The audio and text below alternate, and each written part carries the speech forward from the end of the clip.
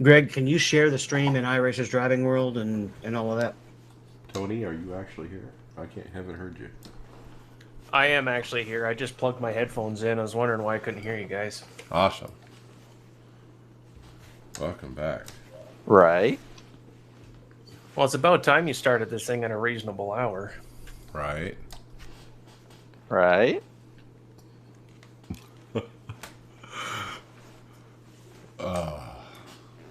Freaking trolls. Don't ruin my day. No, I couldn't give a nickel. The funny thing is, like Bobby said, you're in their head all the time. Oh. I know, that's why it's so funny. I have a really good jab planned for one of our topics. Well, easy. Don't use names. No names. Don't worry. No, I'll go ahead and tell you. When we're talking about the article about IndyCar and the competition, I not wouldn't being say a real it competition. Right now. Don't say it right now if his stream's live. Yeah, stream's up. Yeah, we're live, think about it. Don't even give them satisfaction. Yeah, I was just thinking that. You're better off not saying bother. anything about it, because that makes it, that much sweeter next time.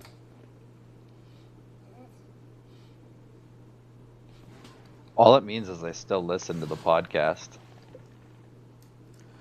Okay, so I'm going to do the intro, and then I'm going to jump to Greg. You're going to get the first. I'm going to throw it to Greg after the intro. And Greg, you're going to go into the What trusty topic? Xbox controller. Hold on, let me look at this one quickly so I'm just caught up here. Oh, it's Bobby Zelensky. His button box. It failed, so if you look closely, he's duct taped a controller onto the front of his wheel. You know what? That should be gross. I should have given that to gross. Sorry, Anyway. let me give that to gross. So I'll throw it to Tony then. Okay, so and then like I said, when Evan shows up, we'll bring him in, and then we'll finish whatever topic we're on, and then we'll immediately go into the Coke race stuff. Tony's got such a reputation for duct tape. He owns it though. So this is when his brake busted, or fill me in. No, this was a different situation. Yeah, I remember something screwing up for him, but I can't remember what it was. Yeah, I remember what you're talking about, but that was different, I think. Oh, all right. Huh. Well, could be interesting. He's pretty generous with the duct tape, it looks like, too. So there's no real story on what happened here? Well, I guess find the tweet and read it and see if you can find I'm comments. looking through and I can't find anything that has anything about it. Yep, no, there's nothing. Well, look, wait, scroll up on this tweet. It says, rough day in the Porsche. So he was in the Porsche's races, and this is what happened, apparently. Because then he replied to himself, and he said, oh, here's the Xbox.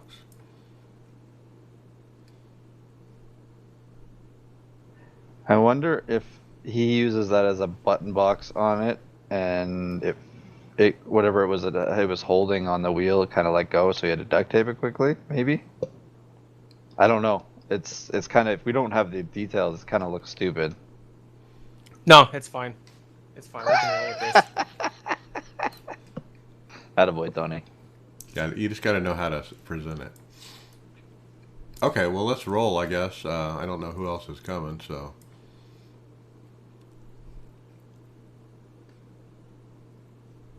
So I guess, David, you want to start recording, and then I'll go from there, and I'll throw it to Tony.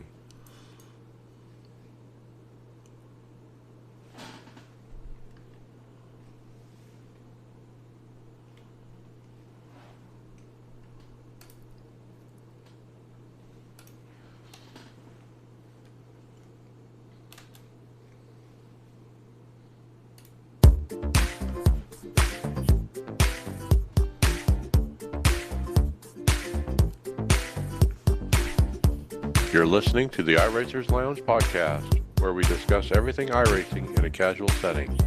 Enjoy. Welcome to the iRacers Lounge. I'm your host, Mike Ellis. iRacers Lounge is a podcast for the iRacer, where we talk all things iRacing in a casual setting. Joining me are the usual characters, David Hall. Hello, hello. Greg Hectus. Right? And Tony Groves. Evening, gentlemen. Boy, is it good to be back. Welcome back. And yeah, we're back to our normal record time that we've had for, I don't know, maybe 2 or 3 years. We had to change it due to the coronavirus, due to my work situation. They changed my scheduling around, but they've now put it back. So here we are, back at our normal record time, 6:45 Eastern, Thursdays. So we're going to mix up the script a little bit. Waiting for Evan. He's finishing up the IMS All-Star race, and he'll be joining us, and then we'll go through the Coke race and so forth. So Tony, take us right into topics.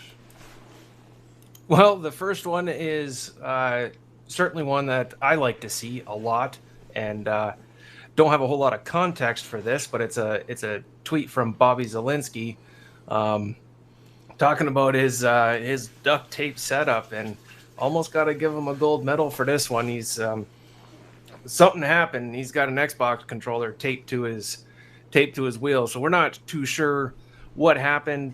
Maybe something busted in his rig. Maybe this is what he uses for his for a button box on his wheel. If that's the case, 2 thumbs up, man. And generous amount of duct tape kind of makes me blush a little bit, but wish we had a little bit more to see what happened, why he's using this, but we don't have that, so we can just admire the silvery goodness of this picture that he put up on the Twitter. And you're not kidding. It's like layer after layer of duct tape. It's like a bunch of it. And I'm thinking, boy, it's going to be hard to get that off the wheel, when he's ready to take this off. But, Bobby's in a high-profile racer. He's in the Porsche series. He's in the Coke series. He's racing, I think, rally and all kinds of stuff. Well, now, this is not the first time that we have seen a high-level driver employ the use of this wonderful substance. I believe it was Ty Majeski actually used 4 rolls of this to prop up his laptop. One picture. This is quite some time ago that I saw that, but listen, man, you got to do what you got to do, and when you're at a crunch, this is the way to go. Yeah, good job, Bobby. It'd be interesting to see what that was all about. We'll have to find out, but let's move on to the next story. And it was really the big one of the week was North Wilkesboro is back, boys. And not only did NASCAR race it on Saturday, but they released it, I believe, on Monday for purchase. So we had a bunch of stuff leading up to that. First, a great video by Dirty Mo Media bringing back Wilkesboro. What did you guys think of that? It was pretty well done. It kind of showed them working on the track where they had to clear off all the weeds and get everything cleared off the track so it could be scanned. See, I liked the thing that got me was I honestly in my mind I pictured a lot more people kind of doing it, but obviously the weather wasn't conducive for them to maybe attract many people out there, but also the situation. Nobody likes hard labor, but I actually like the process of seeing how they scan the track and knowing the details on how long it actually takes to do some of that stuff. Like, they're there for a couple days just to scan it. Yeah, and they had a road crew, I think they said from Bristol Motor Speedway, the track crew who takes care of the track. They came with all their equipment. They had equipment and all the right stuff to do it. And basically, it was just to make sure the weeds and the cracks and stuff were cleaned out, and then the stuff up against the wall. And then they kind of went through some of the. I saw some of the pictures that they showed some of the stuff like the hot or the area where they would get food, and then there was the garage that was collapsed. Yeah, pretty cool that they put that video out. And so after that, what else do we have? We had a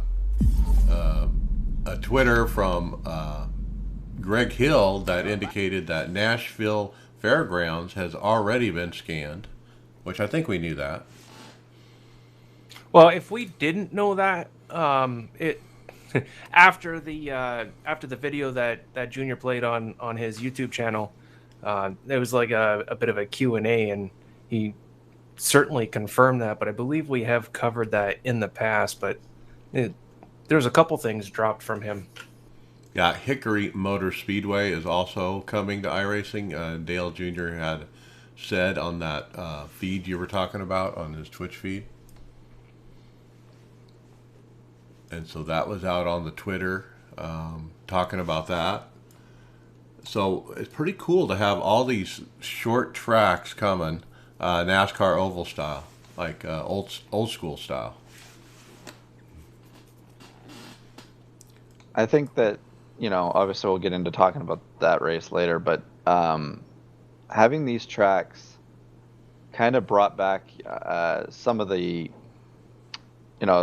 you could see some of the people have more passion for some of these things, and some short track racing is what we've been wanting, and all these short tracks went away and went to these cookie cutters, and we're kind of hoping for some of these tracks to get some good racing in. Yeah, Greg Hill said on the tweet that as far as Nashville Fairgrounds, he said work is already underway because they've already scanned it. Some other details that Greg put out. Thank you, Greg Hill, who's one of our listeners here at the iRacers Lounge, and we appreciate him being a listener. But he gives us a lot of material, too, and on the Twitter. He put out another screenshot showing the original picture of the RVs that are up on the banking at North Wilkesboro that they recreated in the sim, kind of overlaid over the sim. Really good as far as how they matched it up. I mean, when you guys look at them going down the backstretch, what do you think of those RVs up there? Does that look kind of retro? I think someone commented, didn't they say that the RVs looked a little bit more modern than what that should have been out in that time? I don't pay attention to that kind of details like some people do. But it's good to see what kind of photos they were working from, right? Well, I think somebody was saying the RVs were only there like the last year or two. But before that, forever, there were never RVs. So they were saying they shouldn't be there. But no, they're trying to recreate a specific period, a specific year. Oh, I can certainly confirm those are 80s RVs, 100%. Squarish, right? Oh, yeah. I mean, the best part about those things is if you go inside them, they'll have decor from the 60s. The insides always seem to be about 20 years behind, but that's totally off topic, but just a little something there. So can you do the Control F12 and then fly over there on the camera and like go inside the RV? I wonder if they have it all like, fit out inside.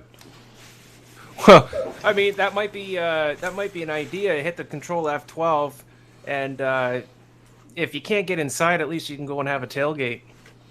Go stand on the top of the RV, right, and watch the race. Well, speaking of using the F12, maybe you can use the F12 and go around searching for other things on the track, right? So it looks like the NBC Twitter page posted up. I guess we all know that Earnhardt and Steve Myers is in every they're in every track. There's somewhere in there as the fans are doing something, and I guess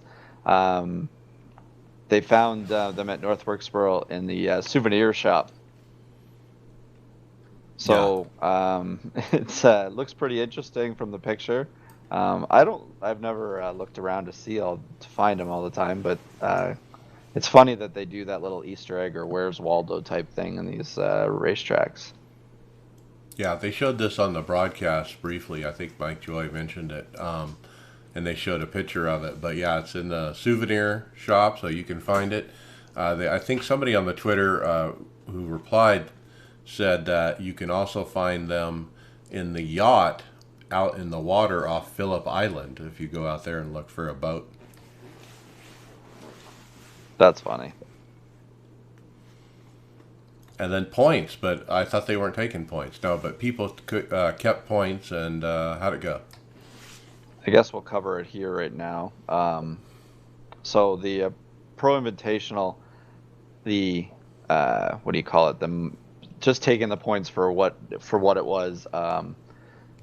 Timmy Hill takes the win, and a comfortable win at that. It looks like he was by far, between him and William Byron, the most two consistent drivers in that whole thing, with the rest of the top five pretty much relatively the same race by race. But it was so Timmy Hill takes first, Garrett Smitley second, Denny Hamlin third, William Byron fourth, and Landon Cassill fifth to fill out the top five. Yeah. I think the real winner out of that list must be Landon Cassill, because you got to look at him. He was out of work. He's not had a ride before this stuff happened, and he's turned it into an opportunity. In fact, he's doing business as we speak with a bunch of people, and we'll talk about that later. But it's turned into a job for him, and that's pretty cool to see him do well. But yeah, Timmy Hill took the points. If you look at the points, congrats to him. It's good for him to showcase what he's about.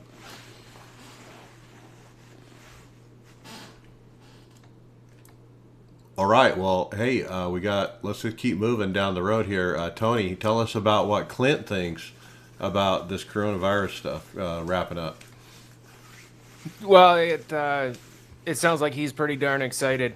He's let out a picture on the Twitters, about ready to load up his dirt late models, and they are all wrapped up, looking pretty, with full iRacing sponsorship all across the sides of it. So there's going to be a lot of beer drinking this weekend. He's got a lot of racing happening. I actually really like the way that's designed. I think that's actually a really nice wrap on that car. Yeah, this is fresh. I think it's different than it was last year, right? I want to say it was more white. Oh, sorry, Tony. No, I was just going to piggyback right off that. I like the fact that they got rid of so much white. It's just, blue and red with the white accenting. It looks extremely sharp. I like the white border coming out of the iRacer as well. It becomes part of the striping, so to speak. Yeah, that looks really slick. It's a really nice update to the paint. And boy, you can really tell, when you first just glance at it, it's the iRacing, colors. I think it's good that iRacing is sponsoring these real life events like these dirt cars and stuff. So cool to see. We'll be watching. So almost a little bit late to the party, but jumping on the sim racing bandwagon is the W Series Esport League. The women's series actually started last year. I remember several American racers went over to audition, and they put together a women's only formula series, basically. And they're going to be running some tracks. Looks like a 10-race season they got set. I don't know which car they're running yet, but they're going all over the country, including Watkins Glen and Coda, even going down to Australia. It'll be interesting to watch. So where do they pick the field from, or is it just anybody can enter? That's obviously a female. I don't know if they're bringing in non-W Series members or not, but I know that some of them are actually people who drive who actually are in the real W Series.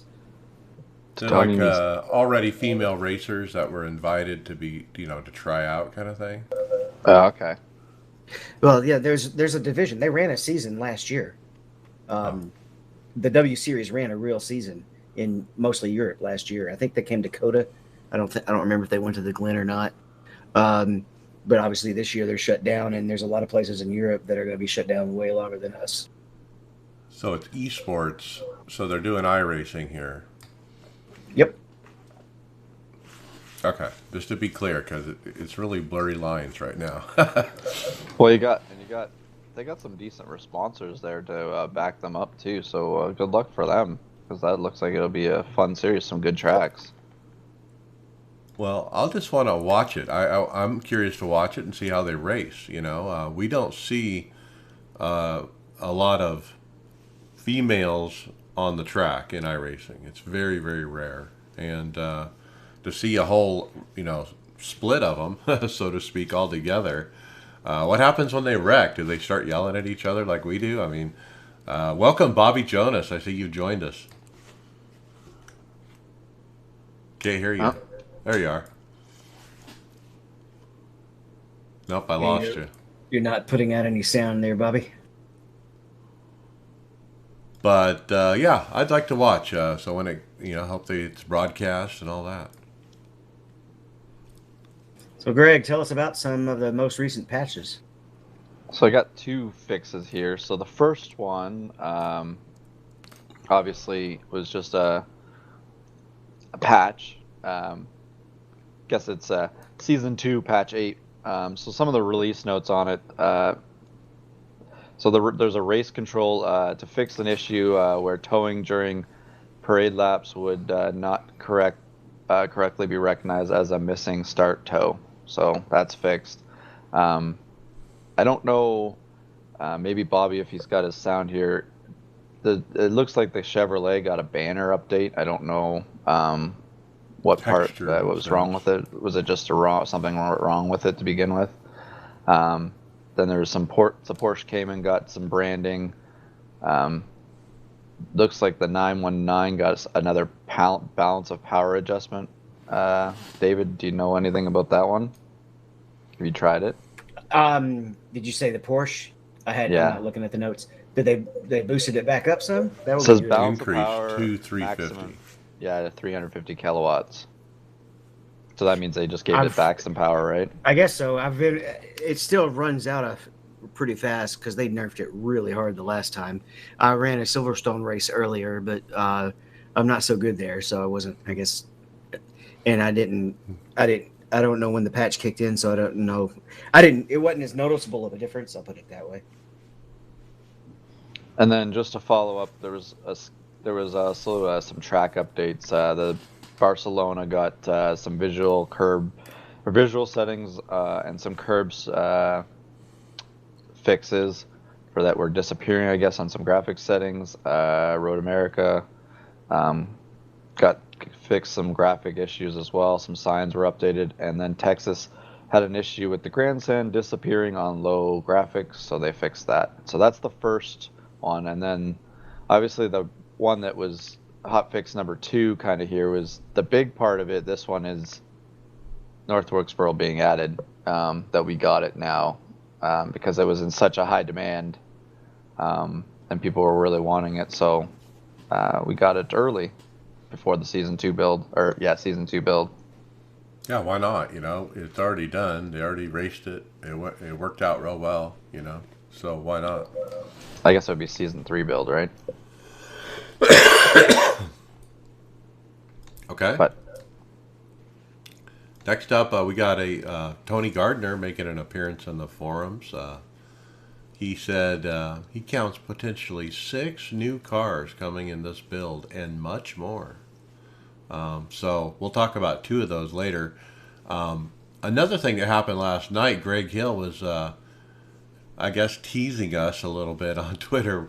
He put out a picture of a track, and it had like a guy from KFC, the Colonel Sanders, up in the bleachers, and then it just showed the wall, and he was like, guess this track and the person in the grandstands, and you'll win $15 in iRacing credit. And so I guessed that it was the Nashville racetrack with Colonel Sanders. I don't think I was right.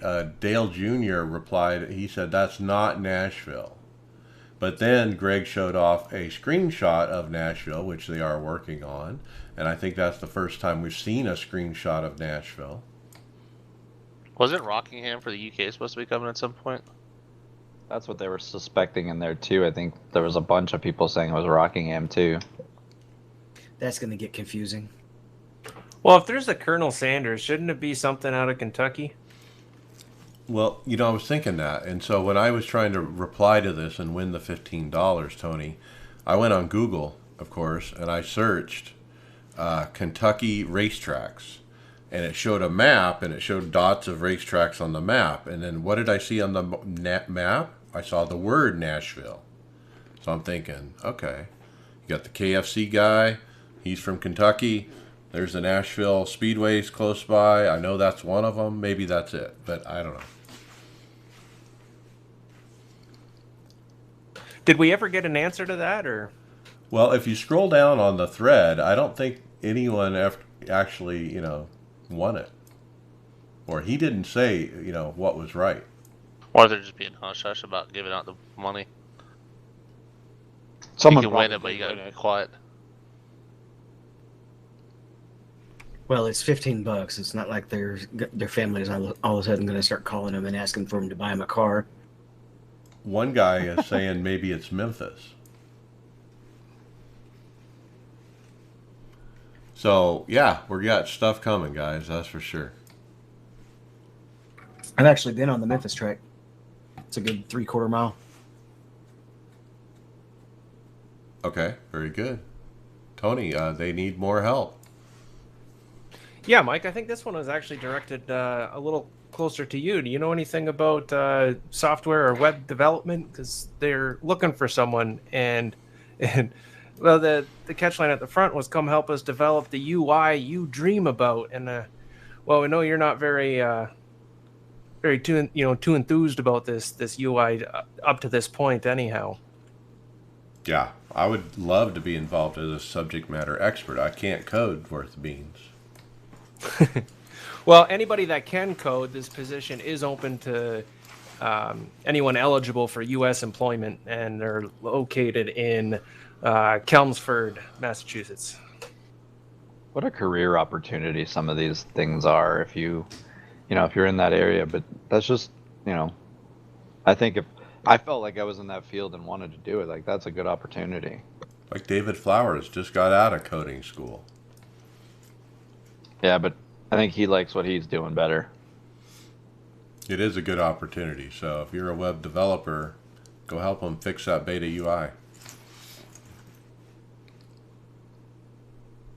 Well, one thing the web developer probably wouldn't be working on is the meatball flag that won't get cleared sometimes if you do a driver swap. But according to Randy Cassidy, there is a fix coming up in the next build. Okay. I don't do much of that, so I would know, but be aware. I've never come across it myself. But on a more exciting news, the iRacing Top 10 highlights came out. I gave this a watch earlier today. Some pretty funny moments, some how in the world did that car not get involved in the wreck moments, but the last one, the number one, was hilarious. It was the Pro 4 trucks racing at Daytona, and they finished the race on the grass. Yeah, that was crazy. I wasn't expecting that at first when they all fanned out down in the infield into the grass, and it was a little unexpected because I didn't see that race apparently, but very interesting. That I think we should try that as one of our fun races. Yeah, no double yellow line rule. That would be awesome, trying that as one of our races. Yeah, I really enjoyed the top 10 highlights. There was some good stuff in there, actually.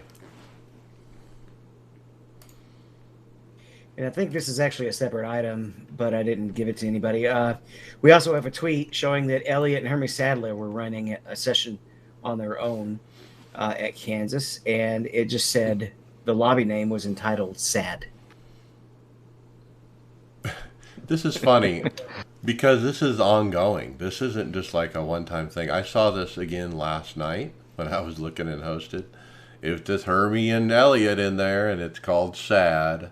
That's what they call their team, apparently. But the server's name is Sad, and so maybe it's, I don't know.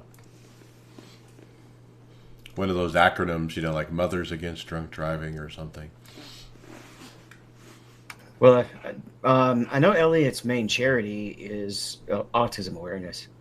So Which that would make sense, I think, for that, would it not? I can't remember what the acronyms for it.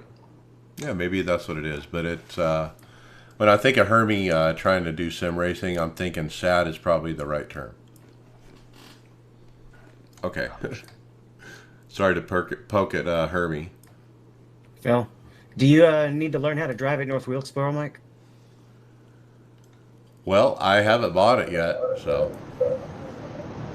Missed the topic, but we'll go to that. Yeah, I skipped a topic, so we can jump back and talk about iRacing coronavirus run. Yeah, this was a nice article. Yeah, so the Charlotte Observe had an article by Alex, I'm going to butcher this, it's Andrejev?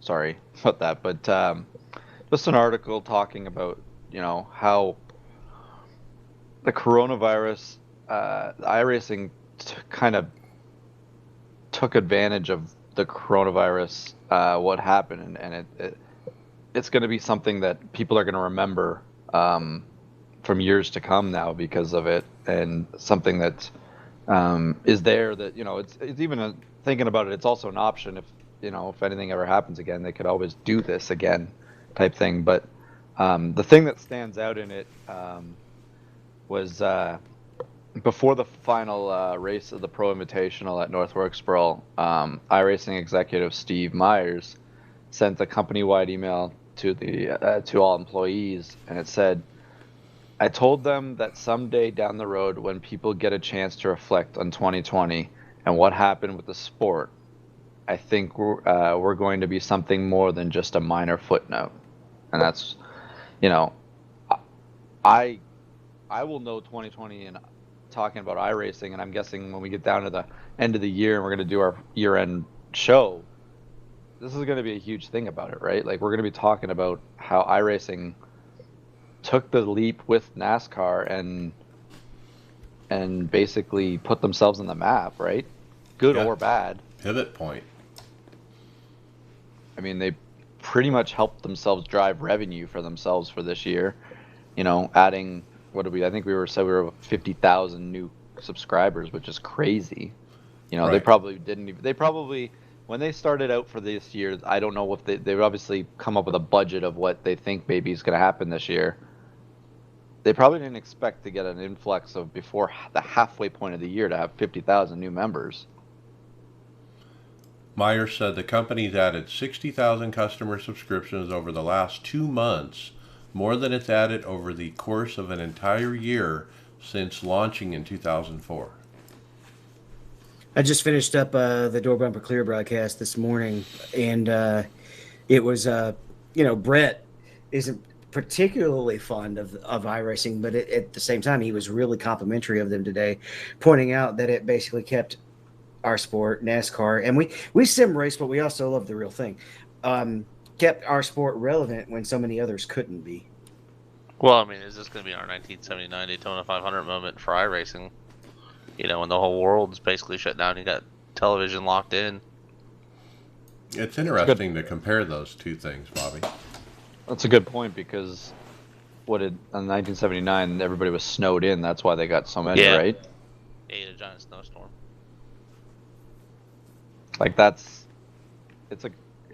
it's great to see that we had this. I mean, yeah, there's some bad moments to it that we're gonna remember, but I think all in all, the positives of this all were, the platform leaped forward too. Like, if you think of all the updates that came that probably never would have come, right? They were kind of this forced. year, and maybe it's helped iRacing figure out what they can and can't do too. Maybe if they know what kind of like in this pandemic, like a lot of video game companies or software companies were scaling back, working from home, and having delays. iRacing never had any delays doing all their stuff, and that's great to see. Right. So, you mentioned about, like, excuse me, some good, some bad, which, of course, I mean, that's basically with everything. Was it the first televised NASCAR race? The end had a fight, right? And a lot of us think that's just right awesome, and then there'd be a lot of people absolutely flabbergasted that they would be doing that kind of thing. Kind of same here, right? Like, you know, no press is bad press, so any kind of publicity is good. And you know, there's been some, guess if you want to, for lack of a better term, controversy with some of the things going on, but you know, that's the stuff that's going to keep that iRacing name, you know, tossed around, and then, you know, there'll be a lot of good stuff being able to, you know, talked about it. Well, this happened, yeah, but you know, it basically filled a void. You just couldn't get anywhere else, and kind of gave us something to do. I know my wife is extremely thankful because I was able to keep on top of the laundry every week. So, you know, lots of good stuff about it, but you need that. Sometimes you just need that controversy to really make it explode and blow up and reach other people's ears that wouldn't normally just tune in. Well, do you think too with this, and with the way you're saying there, Tony, about, you know, people recognizing it now, that symbol of the iRacing symbol, now that it's been out and on broadcast and things like that, when you see that sponsorship on a car or that logo, it means something now, right, to people. Like, it's going to mean a little bit more than it did in December or January of this year or of last year. I think if they don't start pushing t-shirt and hat sales, they're missing a huge opportunity right now. Well, yeah, 100%. Not only that, like, you know, get those stickers on more cars. Get those stickers on more cars that are in front of TV cameras, so you know their brand stays, you know, relevant. I mean, they're always going to be relevant to a huge majority of us that are, you know, we're kind of like super fans, but just keep pushing that brand. It's all about, you know, getting the brand out there and keeping that relevance. But shirts, hats, yeah, like they've had the catalyst, and it's time to rock and roll. I think another thing, they don't have a big presence at a racetrack either when NASCAR goes to town. I think they really need to look at that. I know they do for the Rolex 24, but we get the Daytona 500 in town, there's no iRacing presence that's visible to the fans. Last time I was at Martinsville, they had one rig set up running where you could take a few laps around Martinsville. Yeah, other vendors will bring it in, but there's nothing from the iRacing core brand. I want to point out something. You know, if it was 2019, the fall of 2019, and we're sitting here on the podcast, and we talking about how do we make this sport grow? How do we make eSport grow? How do we make the Coke Series grow? How do we get iRacing to, you know, get better and bigger? What we were saying is, man, we want the Coke Series to be broadcast on NBCSN. That's what we were saying. That was the best thing we could think up and dream of at the time. And look at where it turned. We never dreamed that there would be this pandemic with a virus that forced everybody to stay home, and NASCAR stopped, and all racing stopped, and everybody started doing e-racing. And I mean, who would have dreamed something like that could happen? And take the iRacing product, not even to the part we were dreaming about, but way higher, and just so much more exposure. It's just amazing. Well, and it was every series too. It wasn't just one platform that tried to, you know, use iRacing. There was V8s, there was World Outlaws, there was the IndyCar. Like, it was great to see. Once one jumped on, they all did. Yeah. Well, we basically got like a 2-month iRacing commercial, basically showing the majority of what iRacing has to offer, and like and they said it like there's no money exchanged. You know, you can't put a price on that. You just can't. It's unbelievable. But kind of back to what you said, Mike, about you know, how we were talking back at the end of the last season, getting the Coke Series on televised more often. Now, my hope and wish is that they would do that, because, and you watch those guys every other Tuesday night, man, that is some seriously good racing. You know, like the NASCAR guys, yeah, it's intense, but those NASCAR guys, you know, they went out there, they put on a good show, you know, but fun and having a good time. And, you know, that was the underlying message. That's what, you know, they were all trying to do, just kind of take a break. These iRacing, Coca-Cola iRacing guys, like, you know, they're racing for some pretty serious money, and they all take it very serious. And you know, those guys are door to door, lap after lap. You know, it's like what you would see in real life. Like these guys take it very seriously, and if they could get if they could get that broadcasted every other week, and that would show the world like the real iRacing product, like what it is really all about.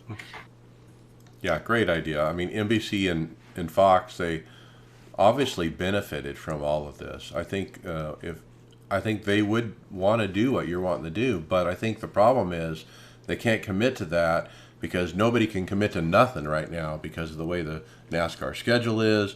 We don't know if we're racing on Wednesday or Saturday, probably both, so they got to have a lot of broadcasting to do as well. So, can they commit to doing the iRacing stuff too? I'm sure it's probably like a wait and see, but all the pieces are in place. Those communication channels between Drew Adamson at iRacing and the guy who actually runs the board at Fox and NBC is there. They have the linkage, to push a button and they have the feed. Well, was not the original plan before the breakout to have the playoffs? Yeah, the playoffs. Yeah, and we're going to be covered.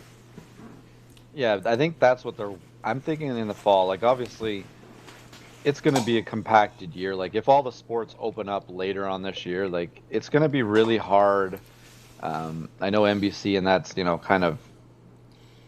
they've kind of said they're going to do it. But when the NFL and obviously NFL doesn't run Tuesday nights, but, NHL, baseball, all that stuff, when it gets going in the fall, like, yeah, they've committed to this, but how much is going to change with that? We don't know if that's going to be there. But if they do get to it, I'm hoping that everybody gives it a chance to watch it, and we can get more support for the following year when maybe we're back to normal or some sort of normal. Yeah, exactly. So, yeah, I think everyone's on the same page. It could have been better. I mean, I was critical the last few weeks of some of the officiating and stuff, and sure that could have been better. But like Tony said, there's a lot of stuff going on, some ups and downs.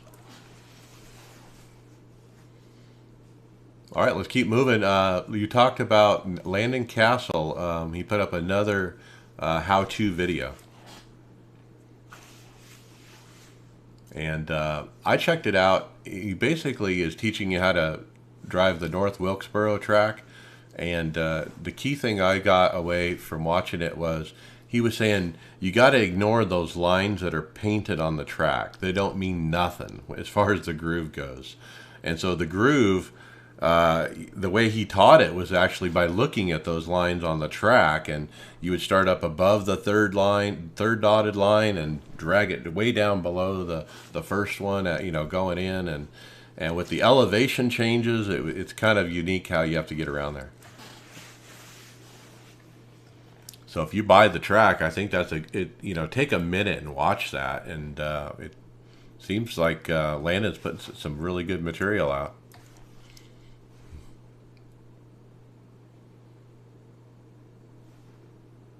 Okay, Tony, we got remote sim support if you want to hire it.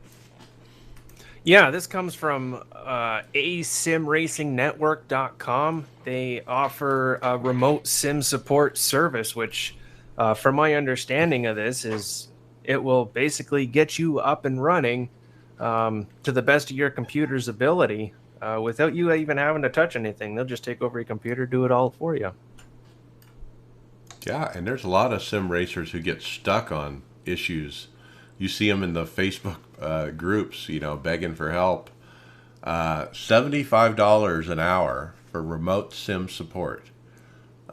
He has a website. It's called asimracingnetwork.com.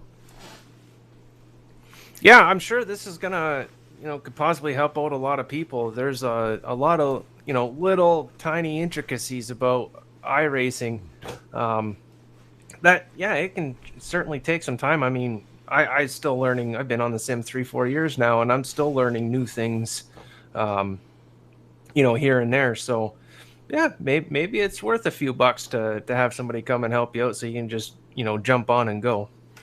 Well, even I know, like, if if you do a fresh install or something like that, like I take screenshots of everything so that I know what to go back to. Like you've programmed stuff over the years that you don't think you've done, and then you want to refresh your install, and if something doesn't work right, you could lose something there and have a problem, right?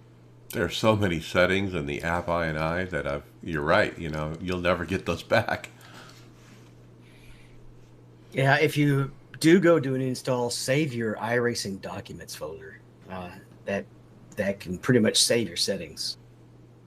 But I mean, some people, like, if you're doing it, like, the only reason I say I do it that way is just because if I do a fresh install, like, if you get like a virus or something and you really want to just make sure there's nothing corrupt in there, you got to be careful, right? Yeah. So this guy's name's Jose. I found him on Facebook. He was looking for work. I told him to email me his information, and he did. And seems like a professional from what I can tell. He's got a nice-looking website here. Says he'll help you with software, hardware, and sim support at $75 an hour. And you can usually take about 1 hour to complete a full setup. So if you need help and you just want to get quick set up, and you just don't know how to use a computer and stuff, this guy might help you. He said he uses FaceTime and TeamViewer to make it work. Now, if he's good at setting up the computers, maybe we should talk to NASCARism or sarcasm to see how he can set up a T-shirt. I don't think he needs help. It looks like he's already got one made. I love it. I'd buy it.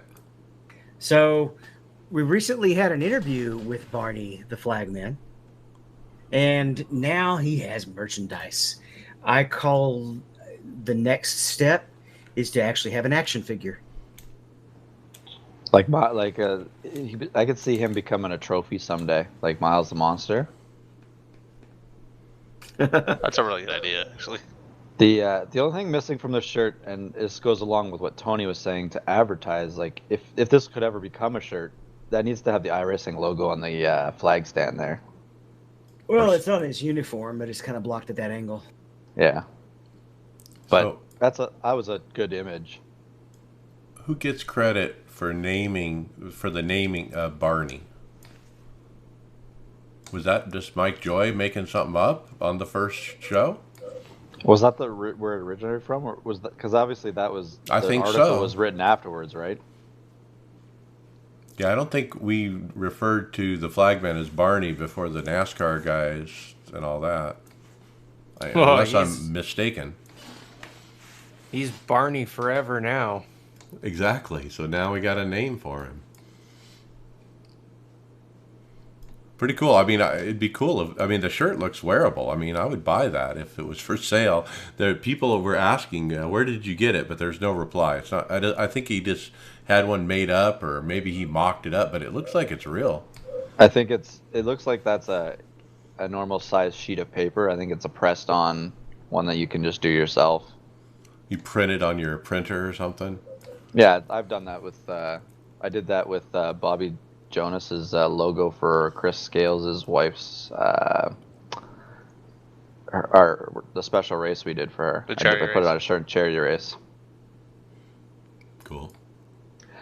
So now we'll move on to one of those questions that we finally got an answer to, Mike. We've been talking about it every week here, but Chad Wheeler 88 posted up some stuff here. It was by Adam Stern that posted it, but according to Chad Wheeler, he's the owner, obviously, of WR1. The company has made 300 rigs since it was founded a couple years ago, and now has 100 more on order. With hundreds of machines sold, WR1's revenue is far into the six figures, but Wheeler said he's been reinvesting profits back into the company. So, I mean, that's really good news. Like, obviously, he's taken advantage of what's been going on now. Is he's kind of cornered the the quick put together rigs that everyone has been buying, and obviously now he's got a lot of orders for it. So it's good to see that he's seeing a profit from it. You know, it's amazing that how many NASCAR guys got his rig. I think, how did that start? I mean, he had an in. I think it was Dale Jr. If you recall, Dale Jr., I think he bought not only one, but two, and he had them at the shop for a while at Junior Motorsports and whatnot. But I think when all this happened, everyone's like, oh, we need a cockpit, and then that's who got recommended. Well, like, I think Boyer bought two because they have one for the Fox studio. Harvick bought two because he had one for him and his son. I mean, Larson had like three in his shop, I think, when we had that one image. Larson already had his. Yeah, but I'm just saying, like, they're like everywhere from guys that are obviously. It helps when you have a name to go with it that's using it, right? Like, you know, I see my hero driving it, I want to purchase it, type thing, right? What a gold mine for Chad Wheeler, you know, that guy who runs that company, to get that kind of exposure. I mean, as a sim manufacturer, you couldn't, just like we were saying before, you couldn't dream of this kind of exposure. Well, if he's been around for a couple years and he's sold 300 rigs, he's got 100 ordered. That's a pretty good jump.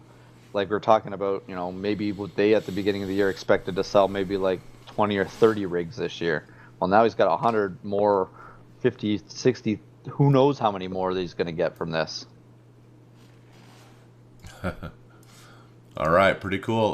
Next up, kickingthetires.net put up an article, Anthony Alfredo, on what iRacing has taught him. And a couple of quotes I'll read out of here. It said, I definitely have learned to manage tires, especially on the long run. That was my strong suit at Dover. I was very fast on the short run too, but the biggest thing was only utilizing the speed when I needed to do it. And yeah, pretty nice little article here, you know, showcasing fast pasta. But he streams almost as much as I do. He's an animal. Him and Landon, I mean, they're on there all day long. More than I am. Do you turn your stream off, David? Pardon? Okay. And speaking of Landon, Tony, what do you got from him? Well, he's put up a qualifying challenge. It's called the Landon Cassill Qualifying Challenge. 1 lap to win 10 grand, and I believe it's sponsored by Blue Emu. Is it just from what I understand, you sign up, throw your lap down, and it's like a bit of an elimination style. Fastest lap, yeah. Yeah, last man standing walks away with a cool 10K. I looked into this. $16 to get in. I wonder if Bubba Wallace is going to try for this. Blue Email probably wouldn't let him in. The funny thing is Blue Emu is kind of just like all over the place now with what they've been sponsoring virtually, right? Yeah. It kind of goes to that all press is good press. So it's going to be broadcast live on enascar.com Friday at 9 p.m. Eastern, this Landon Cassill Qualifying Challenge. He did this 9 years ago, and they put up $2,000, and now this time he's doing it for $10,000. And he has a Google Docs with the top 40, or an ongoing spreadsheet of the times, and the fastest so far looks like a 27.552 by Donovan Strauss. See any other racers on that list you might recognize? Well, Seth the Merchant, Ty Kenny Majeski's Humpy, on there. Bob Alex Bryant. Bergeron's in there. Kligerman's 14th. Ty Majeski. Ryan Truex. Michael McDowell's in there. So the top 19 are within 1/10.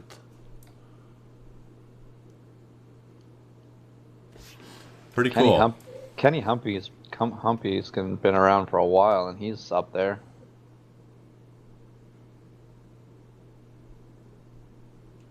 Yeah, pretty cool. I'll be watching that. That's going to be fun with it being an off week. I think I'm going to check that out. I was thinking about paying the $16 just to see, but nah, I didn't do it. I don't like to pay to race. I can't hot lap. It's not my strength. Okay, shake and bake, David. So this is an Instagram post of a time lapse shot, and it's time lapse so fast you really can't even tell what's going on. But it looks like it's a time lapse in about 1 second of an entire race. It's kind of cool. I like the part where when it's under yellow and the pace car is out, the headlight from the pace car illuminating outside of the track. Yep. The pace car looks funny at 9 on the tracks if you have the crowds turned off, because it'll if it's stock cars, even though the stadium lights are on, those headlights are still quite a bit brighter. Yeah, pretty cool to see. I like these kind of time-lapse things. Kind of neat. Is that pace car speed good for you, David?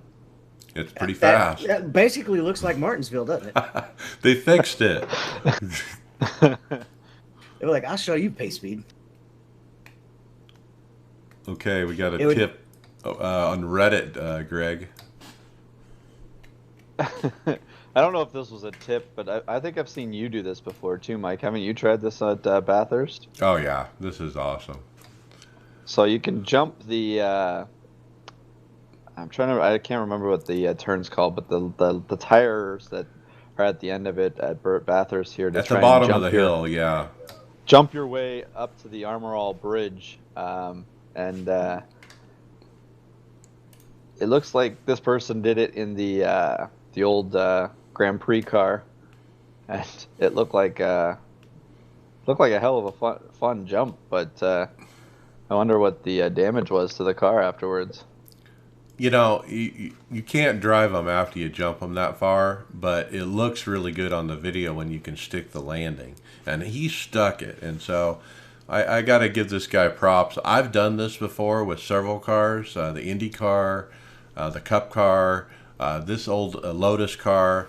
And it's really, really hard to stick the landing, because what happens is you fly off that jump and the car starts, the front end will lift or the back end will go over your head, and it all has to do with how you do the brake and the gas. And if you manage it right, you can keep the car level, which this guy did, and land it. But yeah, Bathurst, that's the best place to try to jump on iRacing. I would take one of the rally cars to do it. Sorry, David. So it's also going to be really important running the real rally tracks. That was my problem. The couple of times the Reddit League would run a rally cross track is that I would kill the car on landing every time. Mike, can I take this next one? Because it could go in hand with what we just watched there. Yeah. If you do it with this car, if you do it with one of the cars that has the new damage model, I'm sure that wouldn't go as well as the landing is showing in that one. But someone's pointed out iRacing's new damage model glitch. Samuel Dueck, or Duke, I don't know how to pronounce this. Dookie. Sorry about that, Samuel. He posted a video showing after he gets in a wreck, the car is like completely destroyed, so he keeps driving down. He's just kind of rolling away after the wreck, right? Yeah, and it looks like the car just spontaneously keeps blowing up, but keeps blowing the same, whatever the accident, the first time it blew up, it kind of duplicates it every time. So there's tires coming out of tires that weren't there. Like, it was crazy. I think I made the joke in our comment or in our messenger that until they get unlimited tires in iRacing, or not get rid of the unlimited tires in iRacing, that's going to keep happening. So I don't know. That's a bad bug, but it's quite funny to watch. So at the 11th second mark, literally it's like a bomb went off. Like all 3 tires that are left explode off the car and go flying in all directions. But then what happens is about 10 feet later, those tires kind of spontaneously regenerate onto the car again and explode off again. And another set of tires explode off again. And another set of tires explode off again. And as he keeps driving, he's littering the track with just dozens of tires. And someone posted a video of that Xfinity race at Watkins Glen where the one car exploded, where it reminded him of that. But it's, is it just that track? Is it just the way he crashed that bug? Like, it's the first video I've seen of this, so I don't know how common it's happened. Well, it's one of those probably rare things that, they'll be able to go find fix, but it was probably something that would be hard to find under testing. There's so many different places and on each track. Do you think if they would put a tire limit, it would solve this problem? That's what I was saying. No, but it might solve some others, like Martinsville. Oh, God. Are you going to leave Martinsville in the past, or are we just going to talk about it one more time when we... I don't know. Some of us like to keep bringing up things from the past. Okay, we got a follow-up on a past story from the Curbs. Yeah, I think this was just talked about last week. If it wasn't last, it was the week before. About how some curbs are actually like rendered properly within the sim, and you go over them, and it actually is bumps around like the Roval and the turtles they got there, and then other ones are just kind of there, like they're painted on. They don't really do anything. So Greg Hill chimed in, and I'll just quickly read what he wrote because it's some really good stuff. So he wanted to point to Kyle, who had originally put the post up, said those are really well done animations, and it does make clear that there is room for improvement. Improvement in iRacing is something that we're always pursuing, whether it to be rendering, physics, artwork, technology, and the tools we have available to content with them. The solution in this case is art and rendering driven. We need to start 3D modeling these curbs, and they need to display without rendering drawbacks. It's something we've long wished to do, and in fact have begun to do it with our most recent tracks like the Roval and Hell. Now, rendering capabilities have been added that have provided our artists the tool set required to do this efficiently and accurately. So we can expect to see more of that stuff going forward. So I guess the short answer to that is they just weren't able to do it in the past, and now that they've progressed the way they do things and technology and blah blah blah, that stuff is now a reality. So they're gonna make it happen now. Whether they're gonna go revisit some of the older tracks and bring them up to stuff, I'm sure they will. I'm sure that'll just take a little longer than what most people would like, but it's there. It's happening. Well, at least it's on a go-forward basis, Well, and it's something that they got to learn, or software is evolving every day, right? So who knows what even with that job posting, someone could bring in a way of doing something that they know, and it could help them further progress down the road. Like it's just getting the knowledge of how to do it and doing it. So it's good to see that going forward, we're going to have more accurate tracks. Yeah, very cool. It'll probably take a while to go back into the catalog and fix stuff, and it probably won't happen unless they're doing a rebrand or a touch-up kind of the whole thing. So, well, I mean, what possibly could happen in the future as they as they get that down pat, get better at doing that, and they can figure out ways where it could almost be a copy and paste type deal. So it may not even take all that long to implement those new changes on the older tracks. I know there was some people that were really diving into the details in that article or in that post about obviously different sounds that even could come from it because of how each each thing, obviously, when we saw that one video, how it was going over each part of that curb, it would sound differently if they were tighter together or further apart, and if there's different sounds coming off of things. So I'm guessing at some point there's things like that coming because they have a new sound engine that they're working on still that we haven't heard in a while, right? Yeah, that should be coming. And forums. Remember, we were supposed to get new forums. All right, let's keep moving. It is an off week for NIS, so last night we had a fun race. Indy 500 practice. I didn't do so well. No, it was great to get out there. It was a good showing. Do we know how many was out there again? It was like 27. Is that what we said? Yes. So, first off, we want to thank everybody that did come out to join, have fun with us. It was good practice for us.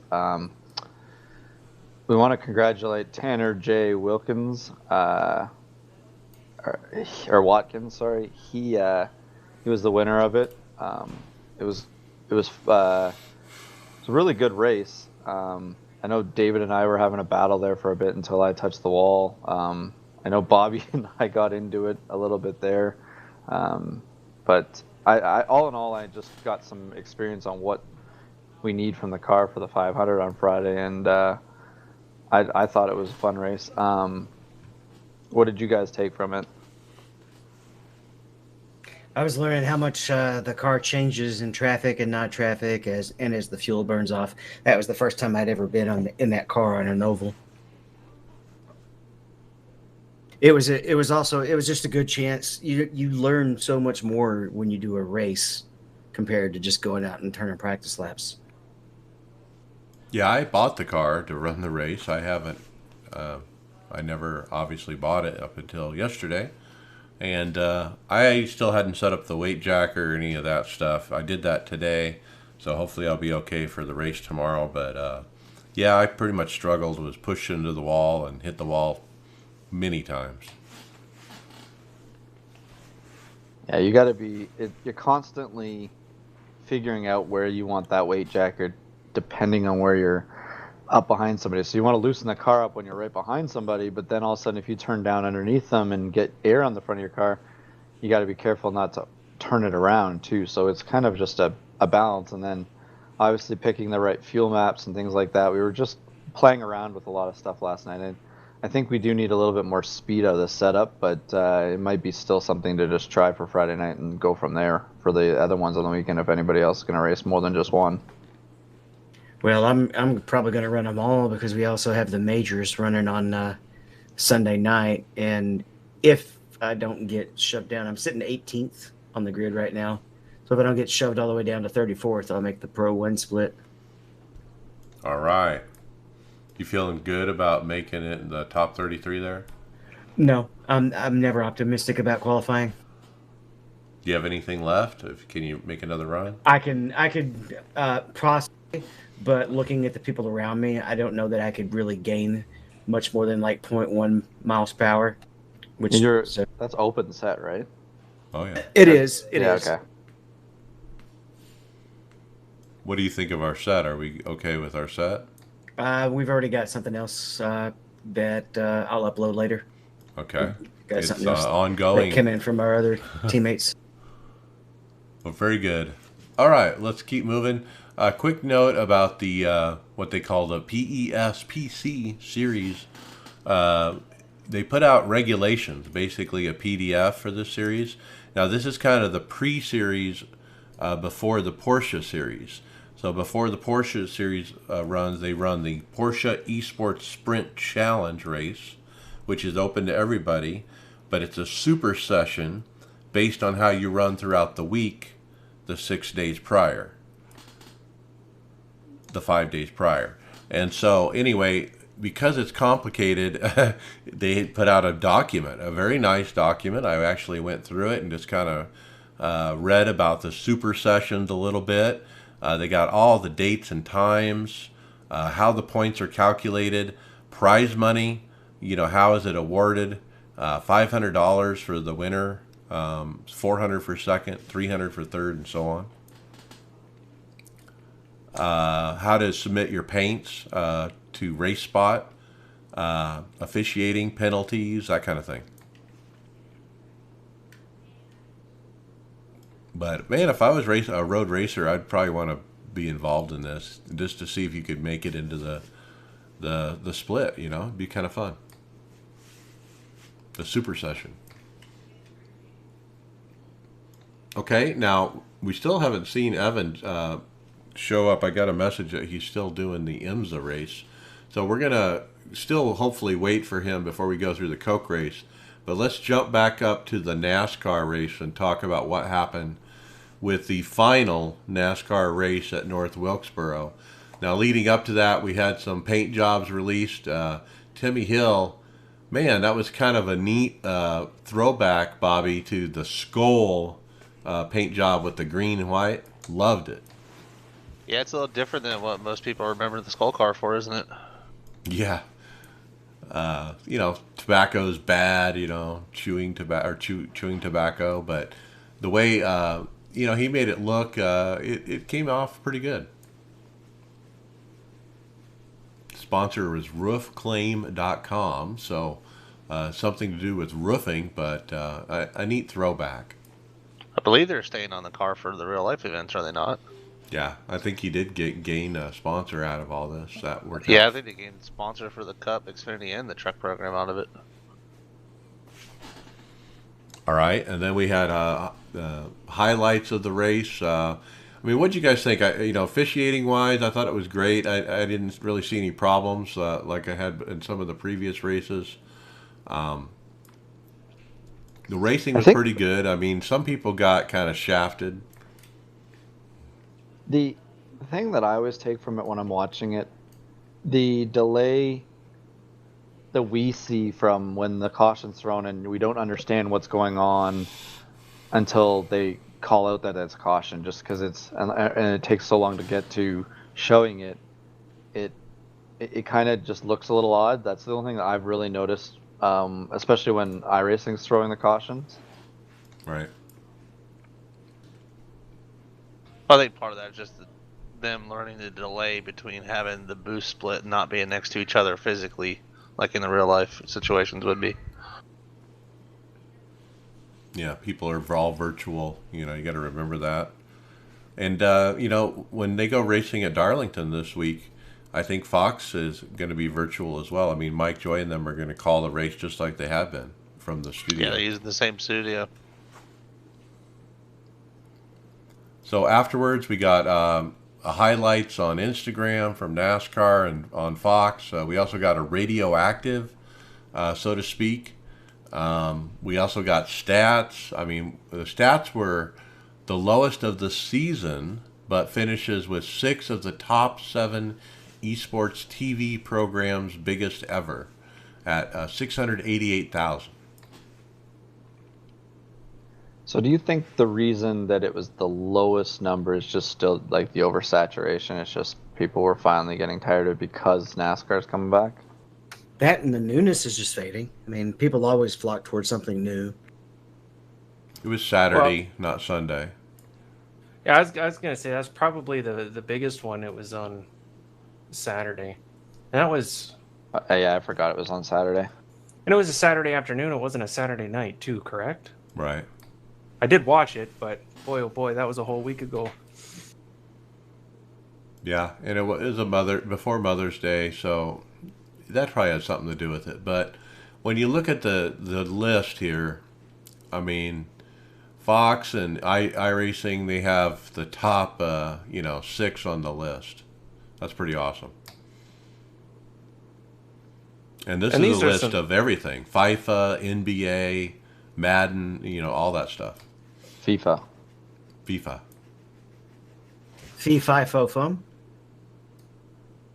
But you look at, other than, they've got that FIFA Stay and Play Cup. But other than that, like the jump, talking like 250,000 viewer difference. And it's all iRacing. And these are some serious freaking numbers. The hardest thing is iRacing's a single person event. So like you're driving, you're the only person in it. It's easier to relate as a driver and follow it for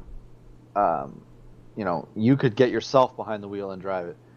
All these other ones are 5 or 9 or a bunch of member rosters. You got to go through a bunch of different players, or if you have a bunch of guys on one team, there's just playing one position or two positions. Like it's harder to relate to it as a fan watching it. Like if I'm watching the one thing, like if you hear them talk about Madden, if you got a guy that understands Madden's flaws or cheats or whatever, he could run the same passing play and just be annoying for the whole game trying to get points that way. There's flaws in it, and I think it's harder to just watch when someone can switch from the quarterback to a runner, or in hockey you can switch from all the different players on the ice and stuff like that.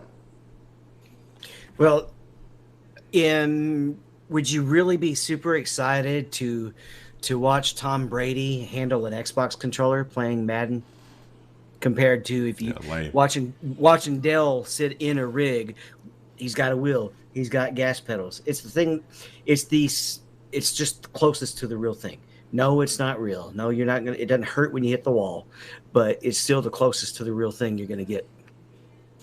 Well, you guys all make valid points, but one thing I wanted to point out, like, below the iRacing stuff is NBA and FIFA, and we're still talking 300,000-400,000 viewers. That's not chump change. But what that's telling me is like, there is a need for this stuff. There is a want for this stuff, in whatever type capacity. And yes, it's hard to relate for, people like us that are seeing, the iRacing. It is very much, it is very much like a real type crossover. The other stuff are not, but there's a change going to be happening. Is kind of viewers' habits are changing. I mean, it wasn't all that long ago I was one of those guys that's saying like, well, why do I want to watch somebody play a video game when I could just play it?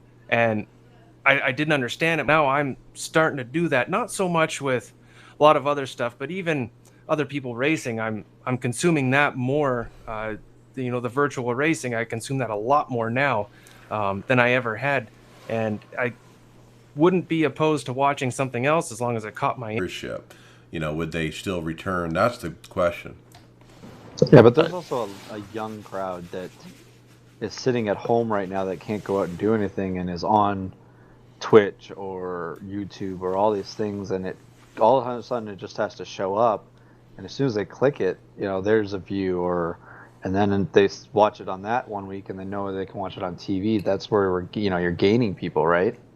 And how many NASCAR fans have we actually pulled from the Twitchverse?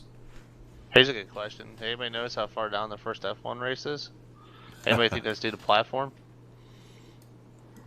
That is true. See, I was also looking at this too, Bobby. If you notice that the NBA seemed to get a lot of prime time on a Saturday, Friday night, Sunday night, their numbers were high when they were on prime time. But then if you look down, like even the baseball, like they kind of doomed it, the baseball ones, at a 10 p.m. start on a Sunday night. I mean, no, there's people home, and there's a lot of people that aren't working or are working from home, but 10 o'clock on a Sunday night is a rough time to try and show something broadcasted. F1's been replayed a lot though, so I mean, I don't know. I think a lot of their issue is their platform they're choosing to use. I've noticed that with the Trans Am. I don't think Trans Am shows up on the list, does it? No. No, and I know that some of the F1 drivers they just don't want it. They just don't want to be part of it, so that they only draw certain names into it. Like, I bet you that F1 thing inflates if Lewis Hamilton and Vettel showed it up more. Like, it depends on who's part of it as well, right? Well, what if you were to compare like the real life, because F1 is not near as popular on this side of the world would, taking that into consideration, would these figures that we're seeing, basically tell the same story, that, maybe it is just kind of the way it is for, this side of the fence? I just like I think it if iRacing went and did, or if they didn't do this on iRacing, they did this on NASCAR Heat, you'd probably see that F1 number for viewership. You wouldn't see it. I think it also, like Bobby said, the platform makes the huge difference on it too, as well as all those other stuff are console games. If you notice, they're or F1 can be considered a sim on the PC, but it originates on Yeah, but console. can you call it a sim if you lose internet connection and your computer card takes over for half the race? This is true. That's about where I turned it off. I just couldn't take it seriously at that point. But that's what if you look at the numbers, anything from below the iRacing, that's all console-based stuff originally. That some of it's been, moves to PC. But it console and the PC things are a little bit different when it comes to how they're done too, right? Like, I don't think you see that number if this is PlayStation and Xbox all in all these categories. It's just the way it's run. I mean, World of Outlaws has drawn almost 100,000 or well over 100,000, a night, and that's impressive For them, yeah. That's what they would get on a regular broadcast, right? Yeah, I was about to say it's more than a TV broadcast. I mean, they don't even get TV broadcasted live that much, do they? No. They stream. So, I mean, that's a big step for them.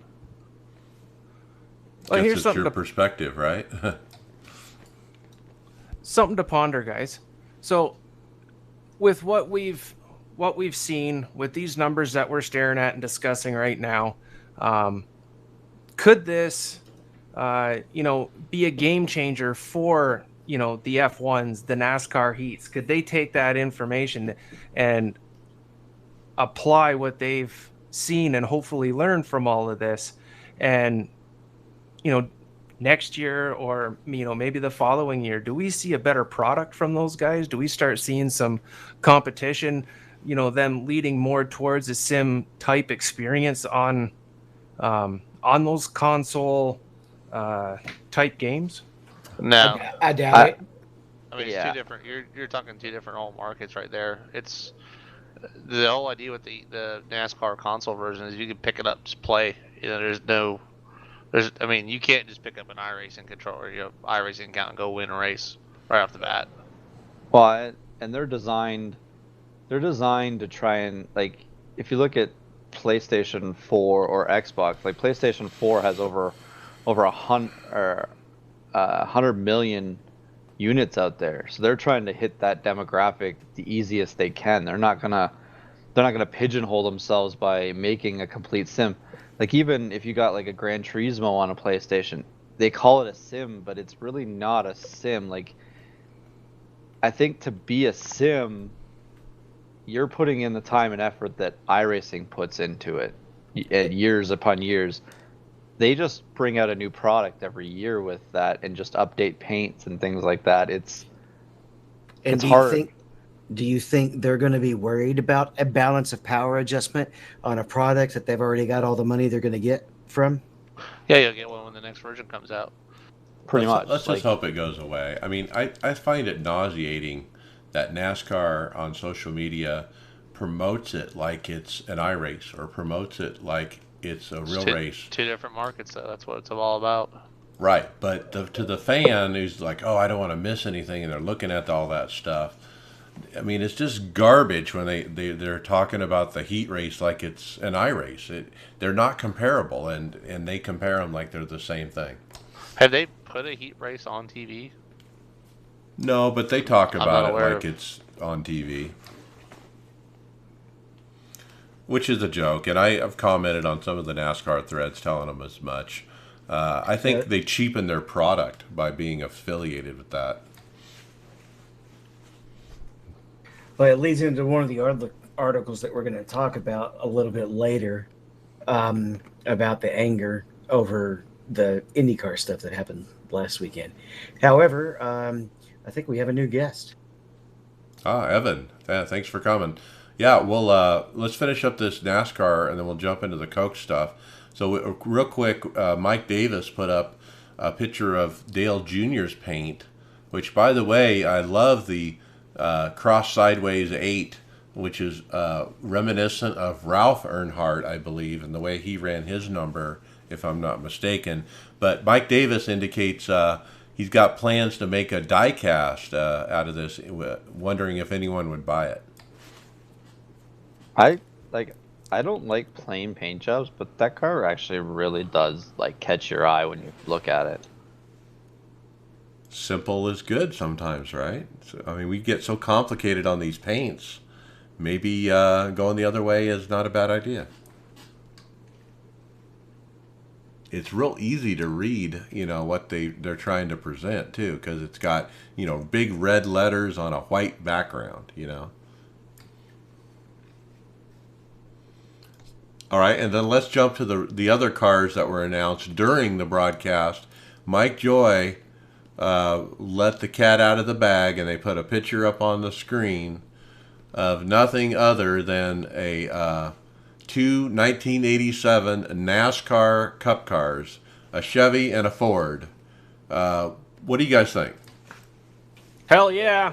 Yeah. I can't wait. I've been looking at these every time they come up on like Twitter or something like that. They just, I don't know, there's something about it that just catches your eye every time. Crazy. And you just want to, it brings you back a little bit to when mechanical grip meant more than aerodynamic. Right, look at the clearance underneath these cars. There's a shadow. You can see the shadow. They're not like, vacuumed to the ground. I am extremely excited about this. I'm not going to buy North Wilkesboro until they release these cars. Now, but I know nothing of this. I didn't follow racing back then. I didn't follow racing until it was about 2010 when I started. So this is going to be like completely new territory for me. So I want to wait. I want to wait till the whole package is together. I'm going to buy it all. I'll probably buy both cars because I won't know which one I really like better, but I'm leaning towards the Chev. It just looks so badass, and man, am I ever excited for this, more than I think anything that they've released yet. Back when you could look at a car and instantly know the manufacturer based on the curves of the car. I mean, that Chevy's kind of got that boxy front. You look at the Ford, it's all rounded and smooth. I mean, they're so different and unique and signatures like. Well, it's one's like you wouldn't have two cars nowadays that have different widths to them. Like they're definitely a different sized car, and you can tell the difference by the way that even just in the picture that the Chevy's a lot bigger looking width-wise. It's beautiful. And so Steve Myers announced also that there will be an official series. It will be named NASCAR Legends. For you, Tony. Oh, that's perfect. Yeah, and I'm going to be jumping in there and, going to do my best to keep that car on the track. I know that one's probably going to require for me a bunch of practice laps. But yeah, I'm excited. I'm going to jump right into that, and I'm going to try and run a full season of that and see what it's all about. But I don't think I'm going to be disappointed. So Saturday night on Twitter was gold because after the race, all the iRacing employees involved started, twittering out stuff about the cars and giving us more information. Kevin Inarelli, who's one of the scanners, he posted up that him and Greg Hill finished the scan on the Goodwrench Black number 3 Chevy Monte Carlo at 3 a.m. at the NASCAR Hall of Fame. They actually slept a couple hours and then headed to North Wilkesboro to scan over there. So they scanned the car right before they went to Wilkesboro. Winston Kelly let him into the NASCAR Hall of Fame in the middle of the night to scan this car that's on display at the Hall of Fame. Freaking awesome. So with the lockdown and everything, why did they have to come in at 3 a.m.? I think it was just they were on the way to Wilkesboro, and it was just a timing thing. But I don't know. Well, they said they finished the scan at 3 a.m. So who knows how long they were there, but I'm sure they only had a certain amount of time they could, get everything done, do the scan, and then they also had to do the track thing as well. So, yeah, those guys are badass. Just giving her for our entertainment, dance monkeys, dance. Now, I gotta say, this is probably due to the coronavirus too. Would we have gotten this car scanned if NASCAR wasn't involved and on Fox and with iRacing and everything that was going on? Would this even have happened? I don't know. Well, they would have scanned this back when they did it in December, so right? So this is okay. pre all this stuff, because this is when they did the track. That's why they were on their way to that track. Now, he did post a picture of his laptop that showed the actual scan of the car. And when you look at it, you can see the sheet metal is bent on the front and rear quarter panels a bit. He's got some dents and stuff. And it's amazing how accurate it actually looks. And when you look at the real car, you can't really see the dents because of the paint job and stuff. But with the scan, boy, it really stands out.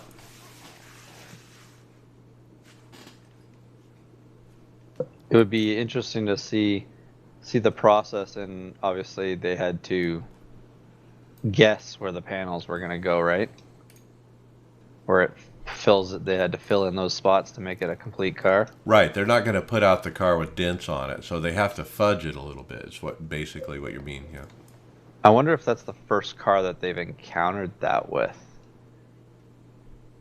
Where they had to scan a damaged car, basically. So we also had information that the Bill Elliott provided the Ford from his personal collection in Dawsonville, Georgia. And apparently Chase Elliott had a lot to do with it to get it organized and whatnot.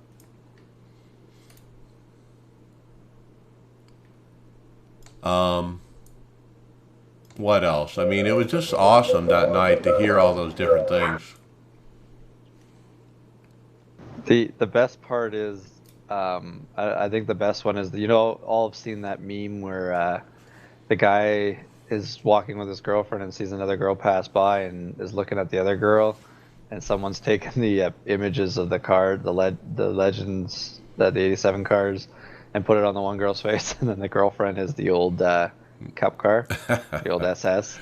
I know, it makes you want to think, I mean, I don't think any of us are a huge fan of the current package, with the high downforce on the bigger tracks, and boy, these cars. And one more tidbit that came out on Twitter that night, Steve Myers indicated the primary reason they picked 1987 after discussions with Dale Jr. and Darrell Waltrip, and they debated the topic, is that was the last year they didn't have restrictor plates. Which will be a blast to go around Talladega and Daytona. Yeah. Well, the COT right now is unrestricted, and it's a hair-raising experience trying to get around Daytona with no restrictor. This will be similar. Is that the year that Elliott set that record to? Is it 212? Must be.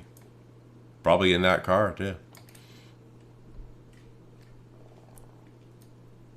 All right, yeah. It was a good wrap-up to the season overall with the NASCAR guys going back real racing. I thought, to do it on the North Wilkesboro, to announce these cars. It would have been cool if the timing worked out where they could have raced the cars on the track. Wouldn't it have been... I thought it would be neat if they would have raced these cars on that track as the final event. Yeah, no cliffhangers for this story here. That's a hell of a wrap up. to drop this at the last race. Man, what an unveil we got there. That was cool. Yes. Okay, let's switch gears. Coke. Evan, you with us? Hey, you guys got me? Yeah, I got you. Okay, cool. Hey, thanks for coming. You were on the IMSA broadcast. Give us 90 seconds. What happened there? Yeah, no, I appreciate you guys waiting up on me. I was helping out behind the scenes, and we had the Porsches and the BMWs, the Fords and the Ferraris out at Road America, which even in a stock car is kind of one of my favorite road courses on the service, and it was a good race. I mean, most of the strategy in these kind of long races is the fact that we're throwing a yellow at halfway, basically a comp yellow. So the strategy really came down to who was going to pit before and who was going to pit at the yellow, and it was the Porsches of Nick Tandy and company who were good after the pit cycle. Lawrence Vanthor was with them P2, but there was a bit of chaos. So I encourage everybody to go back and check that one out on the iRacing Twitch page. A couple of cars got wrecked and dumped in the second half, and Nick Tandy won in his Porsche. So good to see them get a win. Of course, the BMWs have kind of been dominating this series to this point. Okay, very good. And so let's get into the Coke stuff. First of all, before the race, we had an announcement that was pretty cool. Garrett Lowe put up that he has been announced to be the recipient of the Alan Kawicki Memorial Scholarship and will be attending UNC Charlotte in the fall to study mechanical engineering with a concentration in motorsports. I mean, you're a Coke driver, you're trying to get into NASCAR, you get the Alan Kawicki Scholarship, you're going to Charlotte, UNC. I mean, I think he's doing the right thing, right, Evan? Yeah, he's on the right path. There's a lot of people, obviously, in the NASCAR circle that are going to UNCC, and as well, there's, a couple of our drivers as well that are graduating, in these next few weeks. So I think that for our next broadcast out, we should highlight, all the drivers who are graduating or somebody in, of course, Garrett's case where you are doing the opposite and you're headed off to college, and super cool as that tie-in. Like I said, a lot of people in the community going there and talk about being on the right track. He's in NASCAR on the sim in like a kind of an unofficial form, if you would. But the mechanical engineering stuff with a concentration in motorsports is big. I think UNC Charlotte, one of the only places that actually has that program. Yeah, congrats to him on getting that deal. Pretty cool. But let's jump into the race. I thought it was great. Nice command at the beginning to start engines. It was a sergeant from the National Guard. Kind of neat to get a Memorial Weekend tie-in. Yeah, and we almost had an opportunity as well to get a national anthem, because obviously we've been seeing that stuff with Fox and whatnot. But we did have the command to start engines, and that was super cool. That was with, if I remember correctly, First Sergeant Chris Barnhart, and they gave us some kind of background that he's a big NASCAR fan, and he's in the middle of a medical supply drop, helping out with the combating the spread of COVID-19. So that was cool. And our next race is one day after Memorial Day, but because it's after Memorial Day weekend and we were at Charlotte, this was kind of our de facto Memorial Day race. Yeah, pretty cool. And then we get into the race. First incident was basically Casey Kerwin got sent through the grass early, saved the car. Later after the race, he did put up a video of a different incident where when he was coming back up through the field, I think he got a top 10. His computer actually froze going down the backstretch for maybe a second and a half. It was quite a long time. And he came back and obviously didn't wreck or anything, but it certainly had a moment. Yeah, I like to think sometimes, I was doing a broadcast last night where I dropped out of the session and I kind of had to reload back in, and I kind of think that that's like my version of a panic mode. But, screens going out, wheels disconnecting. I mean, there's so many different things that can happen to you. And maybe Casey happy that they've got that artificial turf on the newer scan of Charlotte, because maybe that made that first slide a bit more friendly. Yep. Then we had caution lap 7. For Phil Diaz. They all pit, and little did we know that was going to be it. Going off after that was Leahy, Bolin, Conti, lead. Novak pits under green unscheduled at 34. Lap 41, our lineup was Conti, Leahy, and Bolin up front. Yeah, Mike Conti had a good run. Of course, we saw how he was doing at Dover the week prior, but unfortunately, he kind of ends up back at the back, kind of outside of the top 10 or so, kind of relegated back to where he started this one. But I mean, even at that point, like you said, we weren't really expecting that first one to be the only yellow. And I mean, it's an intermediate track. You guys were just talking about, this package with the low horsepower and high downforce. And it does lead, I think, in the sim. Once you survive like 5-10 laps, it can go green. But I don't think we went into the race expecting it to be the cleanest Charlotte race on record. And it was. And I think that kind of factored into the strategy because, when we eventually got to that kind of pit strategy split, I still think drivers were a bit skeptical on it going all the way. Yeah, and that's what it was all about, is when you were going to pit under green. But lap 62, leaders pitting, starting the green flag stops. Luza was leading Leahy, Keyston, Bolin on lap 66. Then 73, Colin Keister pits. 76, all the other leaders pit at that point. So quite a variety there in between lap 62 and 76. Those guys were kind of, spreading out for a 2 or 3 stopper, I think. Yeah, and at first we thought it was, almost a 50-50 split, and I think it ended up being only like 5 or 6 cars actually tried to go for the 3 stopper, which, I mean, if you asked me before the race, I mean, we kind of hypothesized that, and I don't know how much that first yellow made a difference. It was only about 10 laps until we went back green, into the race. But I would have actually thought that the 3-stop strategy would have worked out a lot better than it actually did in the end. So that kind of surprised me a bit. Yeah, after that, it was Conti, Clampett, Crowder, Bryant, Keister after the stop shakeout. Lap 97, Logan pits, then Conti a lap later. Keister, Davies, Bolin, Luza, Lowe still lead up front. And then at 63 to go, several pit. Luza pits with 62 to go, and then Conti cycles to the lead. Conti was the guy really leading the charge of those guys on the 3 stoppers. It was, yeah, that 15th or 16th place finish for him, kind of the highest of that group. And, he started 15th, he finishes 16th. It doesn't tell the tale of the tape because he led 75 laps. And he actually had the fastest lap of the race with a 28.57, which is pretty good for race pace at Charlotte Motor Speedway. And I did find it interesting that Conti and Davies were actually on opposite strategies. It's not like those 2 teammates were working together. So I just I did find that interesting. And we talked about that a little bit as well, that those 2 guys weren't really in sync. Yeah, and Davies, also a great run. Fun to watch him race. And I had a lot of fun watching Logan Clampett, too. He is so intense and up on that wheel when he's on new tires.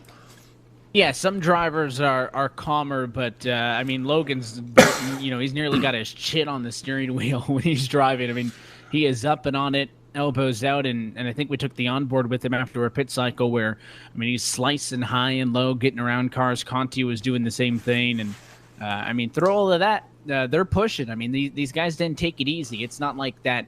190, 189 lap run to the end or whatever it was boring. I mean, those guys were up on the wheel and putting on a show. Well, it was fun for us to watch, too, I think, because of the different pit strategies where you had those 5 guys, dicing through the field and having to swerve, in and out of these cars that are, seconds off their pace, It was very interesting. Yeah, I mean, I'm always a fan of the strategy, and I've mentioned that, but, sometimes you can get the strategy where, I mean, even in this case, it was obvious that, maybe halfway through the race or so that the 2-stop call was going to be the better one. But, I mean, you can still kind of have that, and it will still be exciting, like in this case, because it wasn't just, here's one group of cars fighting, here's the other group. We still had battles within those groups, and, of course, the battle with Luza and Keister, which seemed like that was going to be the duo to the end, made it exciting. So I like fuel mileage races. I like strategy races, but they can get boring. If there's, like if Michael Conti, who is clearly the better driver, the best driver in the 3-stop cycle, if we had somebody, 5 seconds ahead of the two stoppers, it would have been boring. So that kind of fight within the fight, I think, kept it entertaining. Yeah, absolutely. And at one point there during that run, I mean, we had the three stoppers up front: Conti, Clampett, Bryant, Crowder, and then 20 seconds back were the eventual leaders fighting it out. And like you said, it was Keister, Luza, Bolin, Lowe back there getting it done and trying to decide, when those guys pit, who's going to end up being the leader. So after that, Keister, then Luza, they both break away a little bit, but it looked like Luza was teasing Colin a little bit. I mean, he was right on his tail the whole time. I was thinking, okay, he's just riding, he's saving his tires, he's just waiting for Colin to screw up. Colin's a rookie. He's going to win this. I was thinking this is Ryan's all the way. Yeah, putting the squeeze on him, right? Just kind of park it on the back bumper and playing with your food before you eat it. And, we talked about that kind of duality between, somebody like Colin, who's a rookie in this series. Of course, Ryan Luza, a champion in his rookie season. So, you talk about a comparison between the two. And I was in the same boat. I thought Luza was just kind of camped out there waiting for him. And we saw as that run got down to the end that if he was, it was ill-advised because on the long run, that 75, or I guess I should say the 17 of Keister actually, was the best car. Yeah, the three stoppers all pitted with 50 to go, and yeah, like you said, I think they got back up to 16th maybe, but it just didn't work out for them. If they would have caught a caution at the right time, it might have worked out, but at 30 to go, it was Keister, Luza, Lowe, Davies, and at some point there, after I don't know, maybe 25 laps, Colin pulled away from Ryan and pulled and gapped him, and it didn't look like Ryan was going to win at that point. Yeah, I mean, we thought that it was going to go to the end, and of course, kind of from an entertainment perspective, hoping it stretches it out, and actually the fact that Luza fell back all the way into the clutches of Garrett Lowe, in fact, still gave us a bit of a fight to talk about. But, I mean, there was that one moment where he kind of looked to the outside, had a chance, and at that point, I think me and Tim were like, oh, don't worry, he'll get another look at it, and that was it. I mean, that was kind of his one and only opportunity to do so. Didn't opt to, try to move him out of the way, because I think that shows me that Luza was even expecting to get more opportunities than he actually did. Yeah, and congratulations to Colin. I mean, I thought he was a sitting duck, and then he just had that extra speed on that longer run and pulled away. I don't think Ryan dropped or anything. I just think Colin had it done. But Lowe catched Luza right at the end. Davies was right there. Coming to the checker, Davies actually wrecks with a lapper. Ended up finishing 11th, but he had a much better day. He was definitely a top 5 car. And I think Brad Davies as well is very, very lucky. I think it might have been Overland that got into him. But Brad Davies crashes. You talk about the different strategies. I mean, Mike Conti and Brad Davies were both top 8 playoff cars coming into this race. Brad Davies actually wrecked, blew the engine, and he was like 20 feet shy of the finish line. I mean, he was not going to finish. If he did not finish that lap, he would have finished down in about 29th position, I think. So if it wasn't for that other car coming in and kind of crashing him over the line, it would have been a lot worse for Davies, who ends up 7th. Wow, okay. So the only one caution and then that big junk at the checker, but other than that, it was green. Let's hear you call Colin to the win here. Colin Keister clear by more than 2 seconds. He'll become the 52nd different driver to ever do it. Rookie Colin Keister at a turn 4, first career win in the Coca-Cola iRacing Series. Keister gets the Coca-Cola 300. And I love, by the way, Roush Fenway and how involved they are in this series on Twitter. I actually saw, of course, he had Fifth Third Bank on the car, which is, Roush's NASCAR partner as well. And even their corporate account was tweeting about it. You heard me there say that was, the 52nd different winner. It would have been, I think, fitting for the fifth third bank car if he had been the 53rd, but close enough nonetheless. And Roush has actually now got a couple of wins in this thing in their back pocket. Of course, a lot of those courtesy to last year. Yeah, nice win for him. Nice to, he's been running good, and we've had him on this show. He's a great young guy, and he had big shoes to fill, filling in for that 6 car after Zach Novak did so well over there. And we also heard from Nick Ottinger after the race. He lost connection, and that's what happened to his race, but it happens. Yeah, I think he mentioned that he thought he was maybe a P15 car or so, qualified in 26th. But it happens. I mean, you talk about, Casey losing the screen there for a moment. You can get back into the server, but in a race that goes green, there's nothing Nick could do. And unfortunately, he finishes 39th position, which, of course, well and below what he deserved out of that one. Okay, let's look at points. We got Ryan Michaeluza leading by 20 over Keegan Leahy. Bobby Zielinski is 3 back from Keegan. Then Garrett Lowe, Brad Davies round out the top 5. Any big changes in the points, Evan, we should think about here?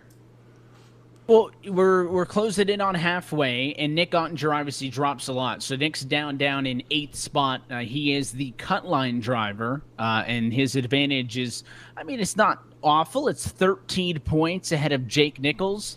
But obviously that's not good for him. And there's more drivers struggling. So other than that, your other, the rest of your top 8 are still the same. It's Luza, Leahy, Zelensky, Lowe, Davies, Conti, Poland, and then Ottinger now on the bubble. But there's drivers who have really struggled. Zach Novak is now down in a 3-way tie for 16th with Bolton and T, and he's lost, about 7 spots. I think the last 2 weeks, Matt Boos is now back outside of the top 20, and Keister with the win up to 24. So there's a lot as well in that relegation battle. Yeah, and a lot of names farther down that I kind of, like Blake Reynolds. He ran so good last year. Thought he'd be running a little bit higher up. And I look at the teams. You talk about Roush and kind of Colin filling the gap. Kind of the 3 teams that have been well out at everybody else is Junior Motorsports, Williams Esports, and VRS. And I don't think we're shocked by any of that either. I don't think there's anything kind of mind blowing to that. Okay, all right. Well, we got next race 2 weeks from now.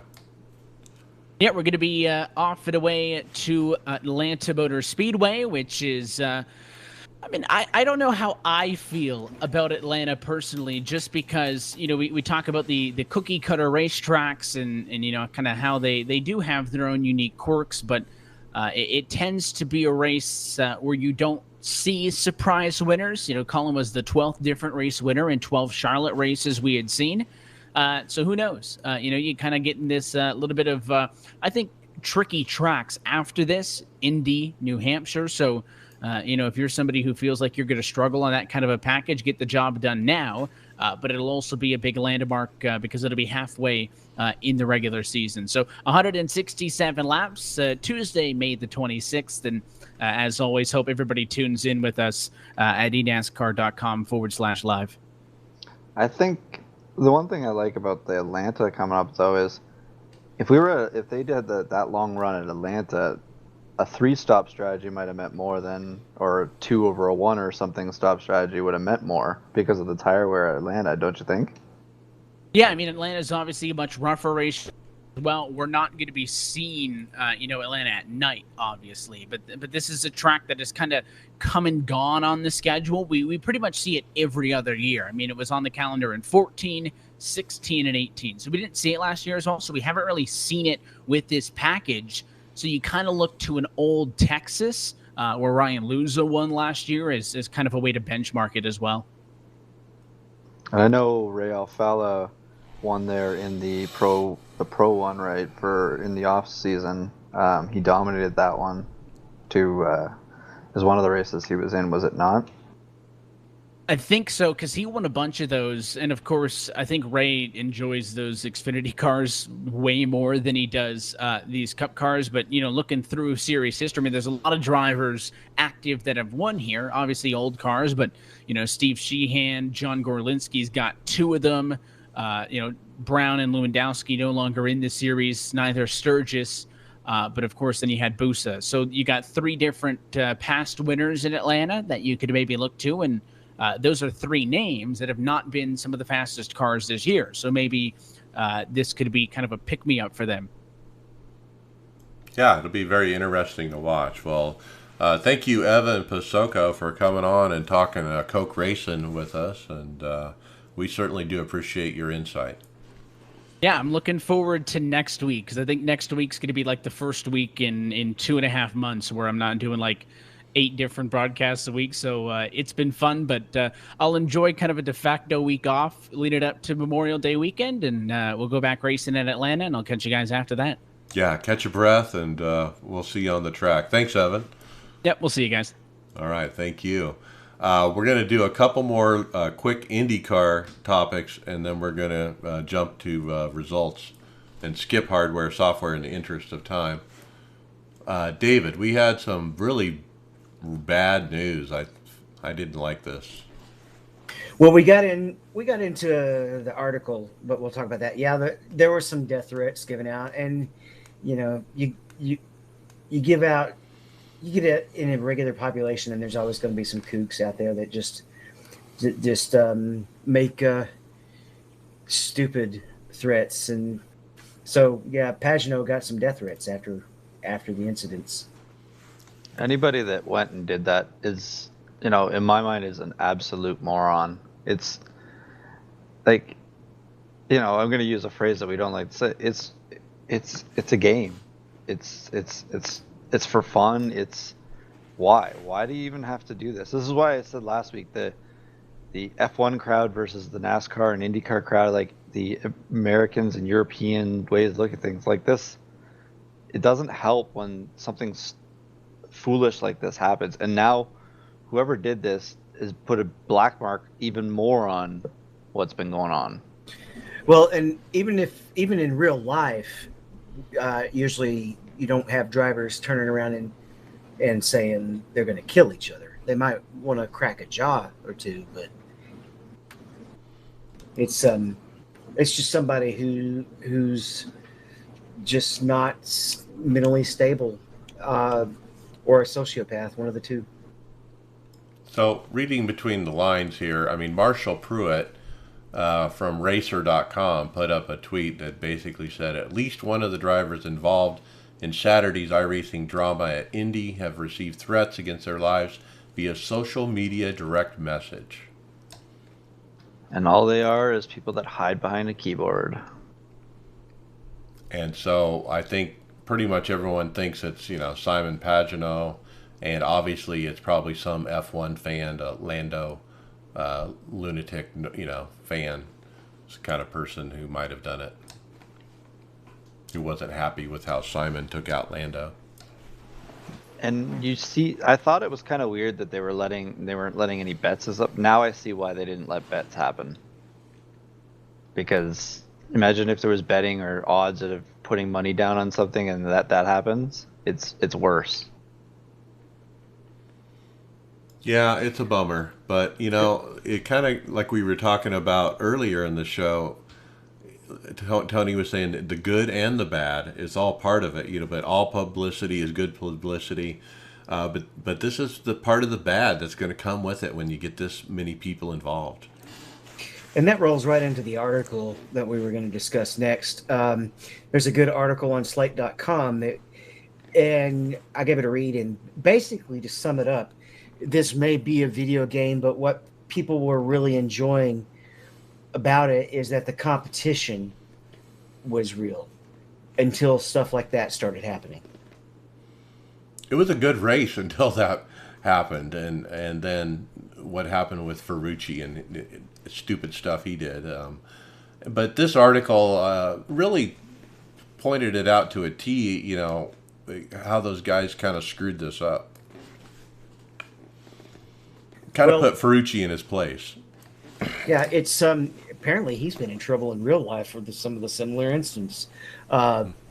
He rear-ended one of his teammates on track.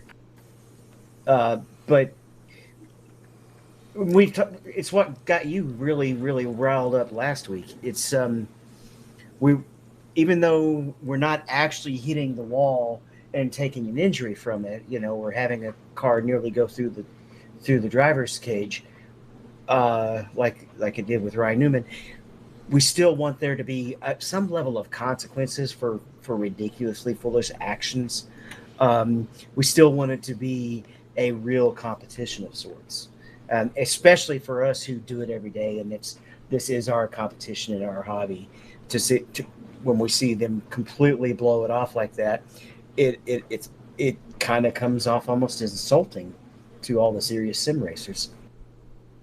Well, I'm glad it's over. I mean, just like Evan is saying, he needs a break and we need a week off, and with everybody going back rail racing, I think all this stuff is winding down.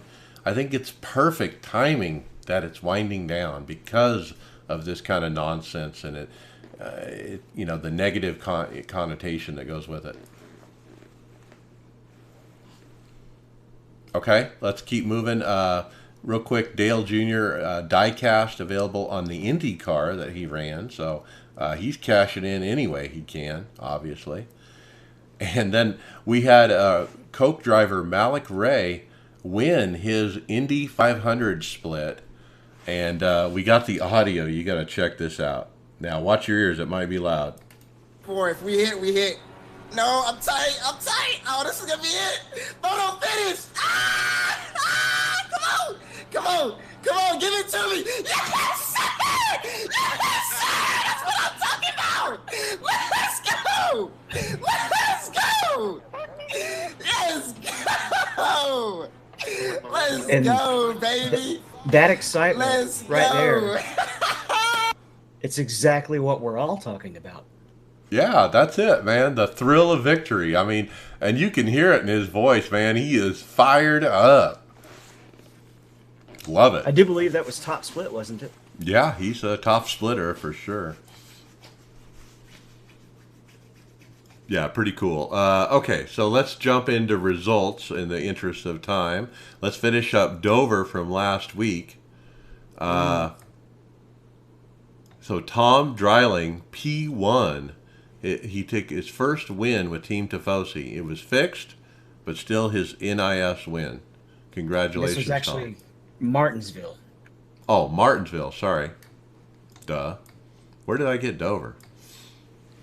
Yeah, Tom owned Martinsville this week. Yeah, good win for him. Then Friday Open, David P17. Yeah, just kept getting caught up in wrecks.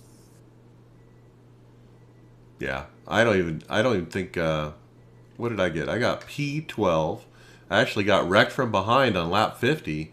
I soldiered on with damage. I was 2 laps down at one point, but ended up getting 2 lucky dogs. This is one of those races where I thought, man, I'm so screwed. I just should park it and just walk away. But if you stay in it, you stay in it, you stay in it, guess what? Top 12, man. That's a good points day. I'll take it. Greg, P2. What a hell of a run. Yeah, that was it was an interesting night. This was this was an experimental race too, because it was my first full race in VR, and man, is it different running in VR for that amount of time too, especially under caution as many times. I think we had 23 cautions in that race. But no, I ran P2 to Tom, our teammate Tom.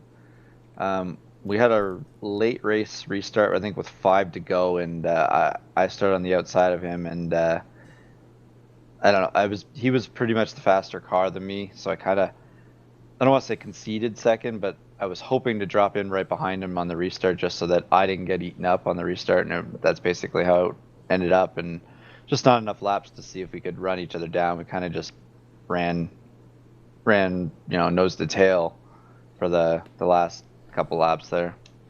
I was going to say, I mean, it's not very often you're right there at the lead, Greg, and you're within touching distance of it. But with it being a teammate, you guys kind of had to work together. Well, and Tom and I have been running the last couple of weeks with each other, but we really worked well together in that race. We did the same thing on Sunday that we did on Friday night, but No, Tom had a hell of a race. I think I qualified P2 in that race, and he qualified. He had to restart his computer because he just. I think I titled the post, or I titled it in our messenger. I said it was the new hardware. Um, Both of us had new hardware we were testing out in that race. Tom has a new 30. I want to say it was a 34-inch Widescreen monitor, right? widescreen. There's a curve that he got, and then like I said, I had VR. And I'm not even more proud of the P2 was nice, and I felt really comfortable driving in VR, but I only had a 4x in that race. Like it was a pretty. There was a lot of accidents I avoided. VR has been a whole new experience with me. I've tested out a bunch of cars in here, and I've been playing with a lot of different settings, and I really think that it kind of contributed to that because I've had some bad weeks, and that should have been an easy, probably close to a DQ for me if it was just normal for me, I feel. Well, I'm sure you're confident, in your first race getting a good result with the VR. That the VR is a good choice, right? Oh yeah, there's nothing else. I understand how David feels now when he's in it. It's definitely a totally different experience. Okay, David, how was your race?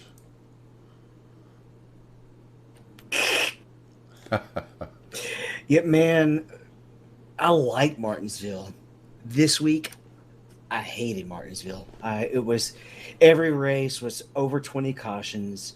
People just couldn't drive, and I was in this one. It was top split. I was like the 30 car or something like that. And it's early in the race, like 40 laps. I get dumped in the second lane. I'm not even trying to get down to the bottom lane, where I'm letting people freight train the crap out of me and just trying to survive the early part of the race. And this guy just plows me over in the second lane, and I never recovered from it. Bummer. Okay, and then Sunday Open, you got P26. Same thing, huh? Yeah, that was actually the race I was talking about. Oh, okay. I'd already talked about the Friday race. Okay, and then Sunday Open, it was Tom got the P10. He said led over half the race. Got punted late on a restart after pitting. Went back to 20th, worked my way back to 10th. Had a fast ride all week. Ready for the off week. Looking forward to the Indy 500. Greg, P11. You finished right behind him again. Yeah, and Tom got dumped from the lead. Like Tom dominated that pretty much the front half of the race. I was in the top 5, just cruising around. Give a shout out to our old teammate Joe Owen in there. He's the reason I went 2 laps down now, if I remember correctly, because he got loose coming off the corner, and I tagged him and kind of just basically helped him find the wall, as I put it. And I said to him in the chat, I'm like, nothing I can do in here. He obviously understood, but yeah. Anyways, so I went 2 laps down, got them both back late, and kind of just charged through the field at the end. Tom and I both restarted, I think, in like the high teens, maybe around probably around 20th. But yeah, and came through the field on the last couple restarts there to get a couple positions. I was down on RPMs and was trying to survive, but that set this week was top notch for when you actually got to get going in it. So we did pretty good. Tom, I gotta give it to Tom. He definitely knows how to drive Martinsville. He was the Martinsville guy this week. Yeah. I ran Sunday Fix P16. I only had about 30 seconds damage, but 20x. I had to stop and go, and that just ruined the race. I had a good top 10 going. I got the stop and go, and then when I did the stop and go, I got excessive speeding somehow. So I somehow totally screwed up because that was another stop and go penalty. And but somehow after all that, I did get back to the lead lap near the very end of the race and gathered up a few more spots to get it up to 16th. Just having a horrible year in fixed. I don't know what the deal is. And with that, let's get into final thoughts. David Hall. Slow the pace car down. Oh, that was last week, actually. No, I'm excited for the real racing to be coming back. I'm excited to see things gradually come back to normal. Come watch my stream. Greg showed me how I can actually have it talk to me now. So it's even easier to communicate with people as I'm racing. So By I the always way, enjoy that the is company. creepy. It is creepy when it starts talking. Well, I have it set to the female voice, which is Maybe I which is should less do creepy. that. Maybe I can go copy paste some lyrics or something into your chat. See what happens. Well, you were in my chat Sunday morning, Mike, Yeah, and I because was you working. couldn't see my standings because I didn't turn it on. Yeah, I was complaining because I wanted to go in and see how you're running, but I have no idea because it's just Setting you up. going down the track and it doesn't have anything. I've been working with Greg, showing him how to set up your stream and what you see in VR. One thing that's particular about VR is what you stream and what you see in VR are not the same. And getting him to figure that out and how to set the overlays up. And they're probably not listening, but I wish Oculus would make it so that your virtual desktop could be translucent. Well, the other thing is I've been working with that manager app. We got trying to get everything in there so that when I turn it on, I don't have to worry about did I turn my standings on. I don't have to worry about did I turn this on. Because VR normally when I was just running my monitors, I can see how many logos I have at the bottom on, and I know I'm good to go for my streaming. Well, I don't see that. As soon as I put the goggles on, I'm pretty much try and keep them on for the whole thing and not lift them up because I don't want to reposition them or lose, center and stuff, right? Yeah, but if you get that floating desktop working where it's not on your stream but you can see it, you'll be able to still see those logos just in case. That manager program is a good idea. I'm so in the habit. I have all my icons that I need kind of in a row sitting on my desktop that for all those different overlays that I just pop them all up fairly quickly. But yeah, it's a different world, but it's fun. Basically, VR was what got me to come back to racing. Well, we had a special photo last night. The four of us that run VR, were sitting at the finish line last night and took a picture. Well, we actually finished in order. All four of us did, or like the four of us finished together. So third, fourth, fifth, and sixth. Correct. Okay. So I also changed my stream. I'm doing Jimmy Johnson style, where I'm showing triples on the bottom, and then timing and scoring and track map on the top. So check my stream out as well at Tifosi Racing on Facebook or YouTube. All right. Next up, Greg Hectus, your final thought.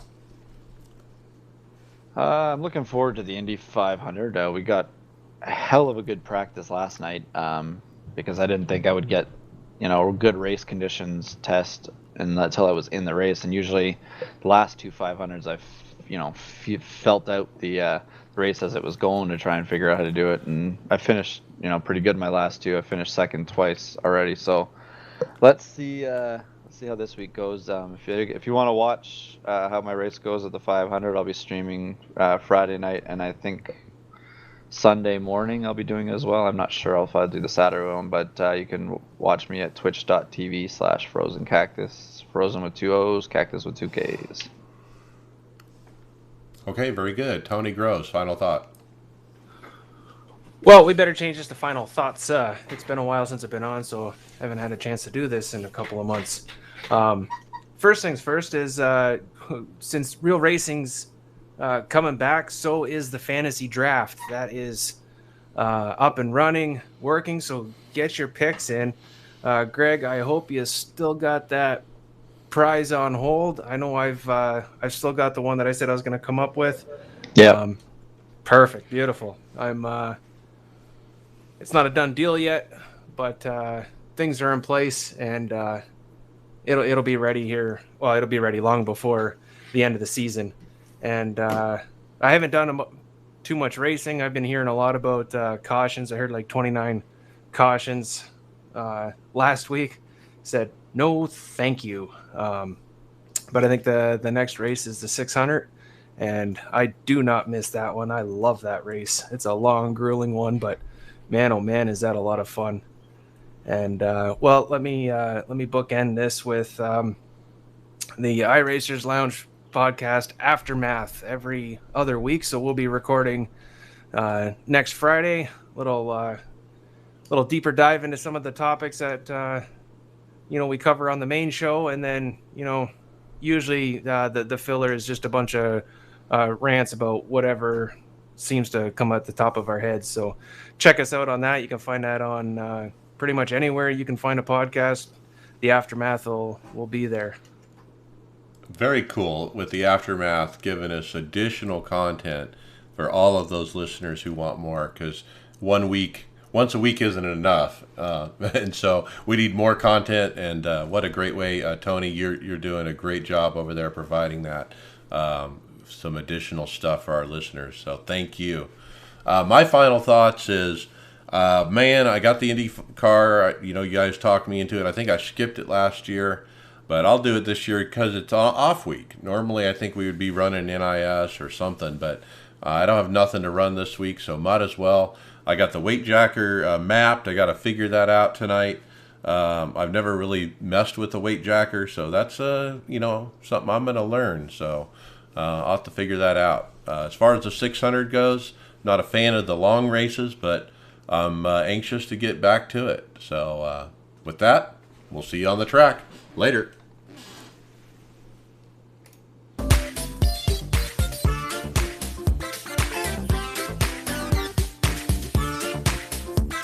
Thank you for listening to the iRacers Lounge podcast. Make sure to go subscribe to us on iTunes, SoundCloud, or Google Play, Facebook, and Twitter. See you on the track. All right, we're clear.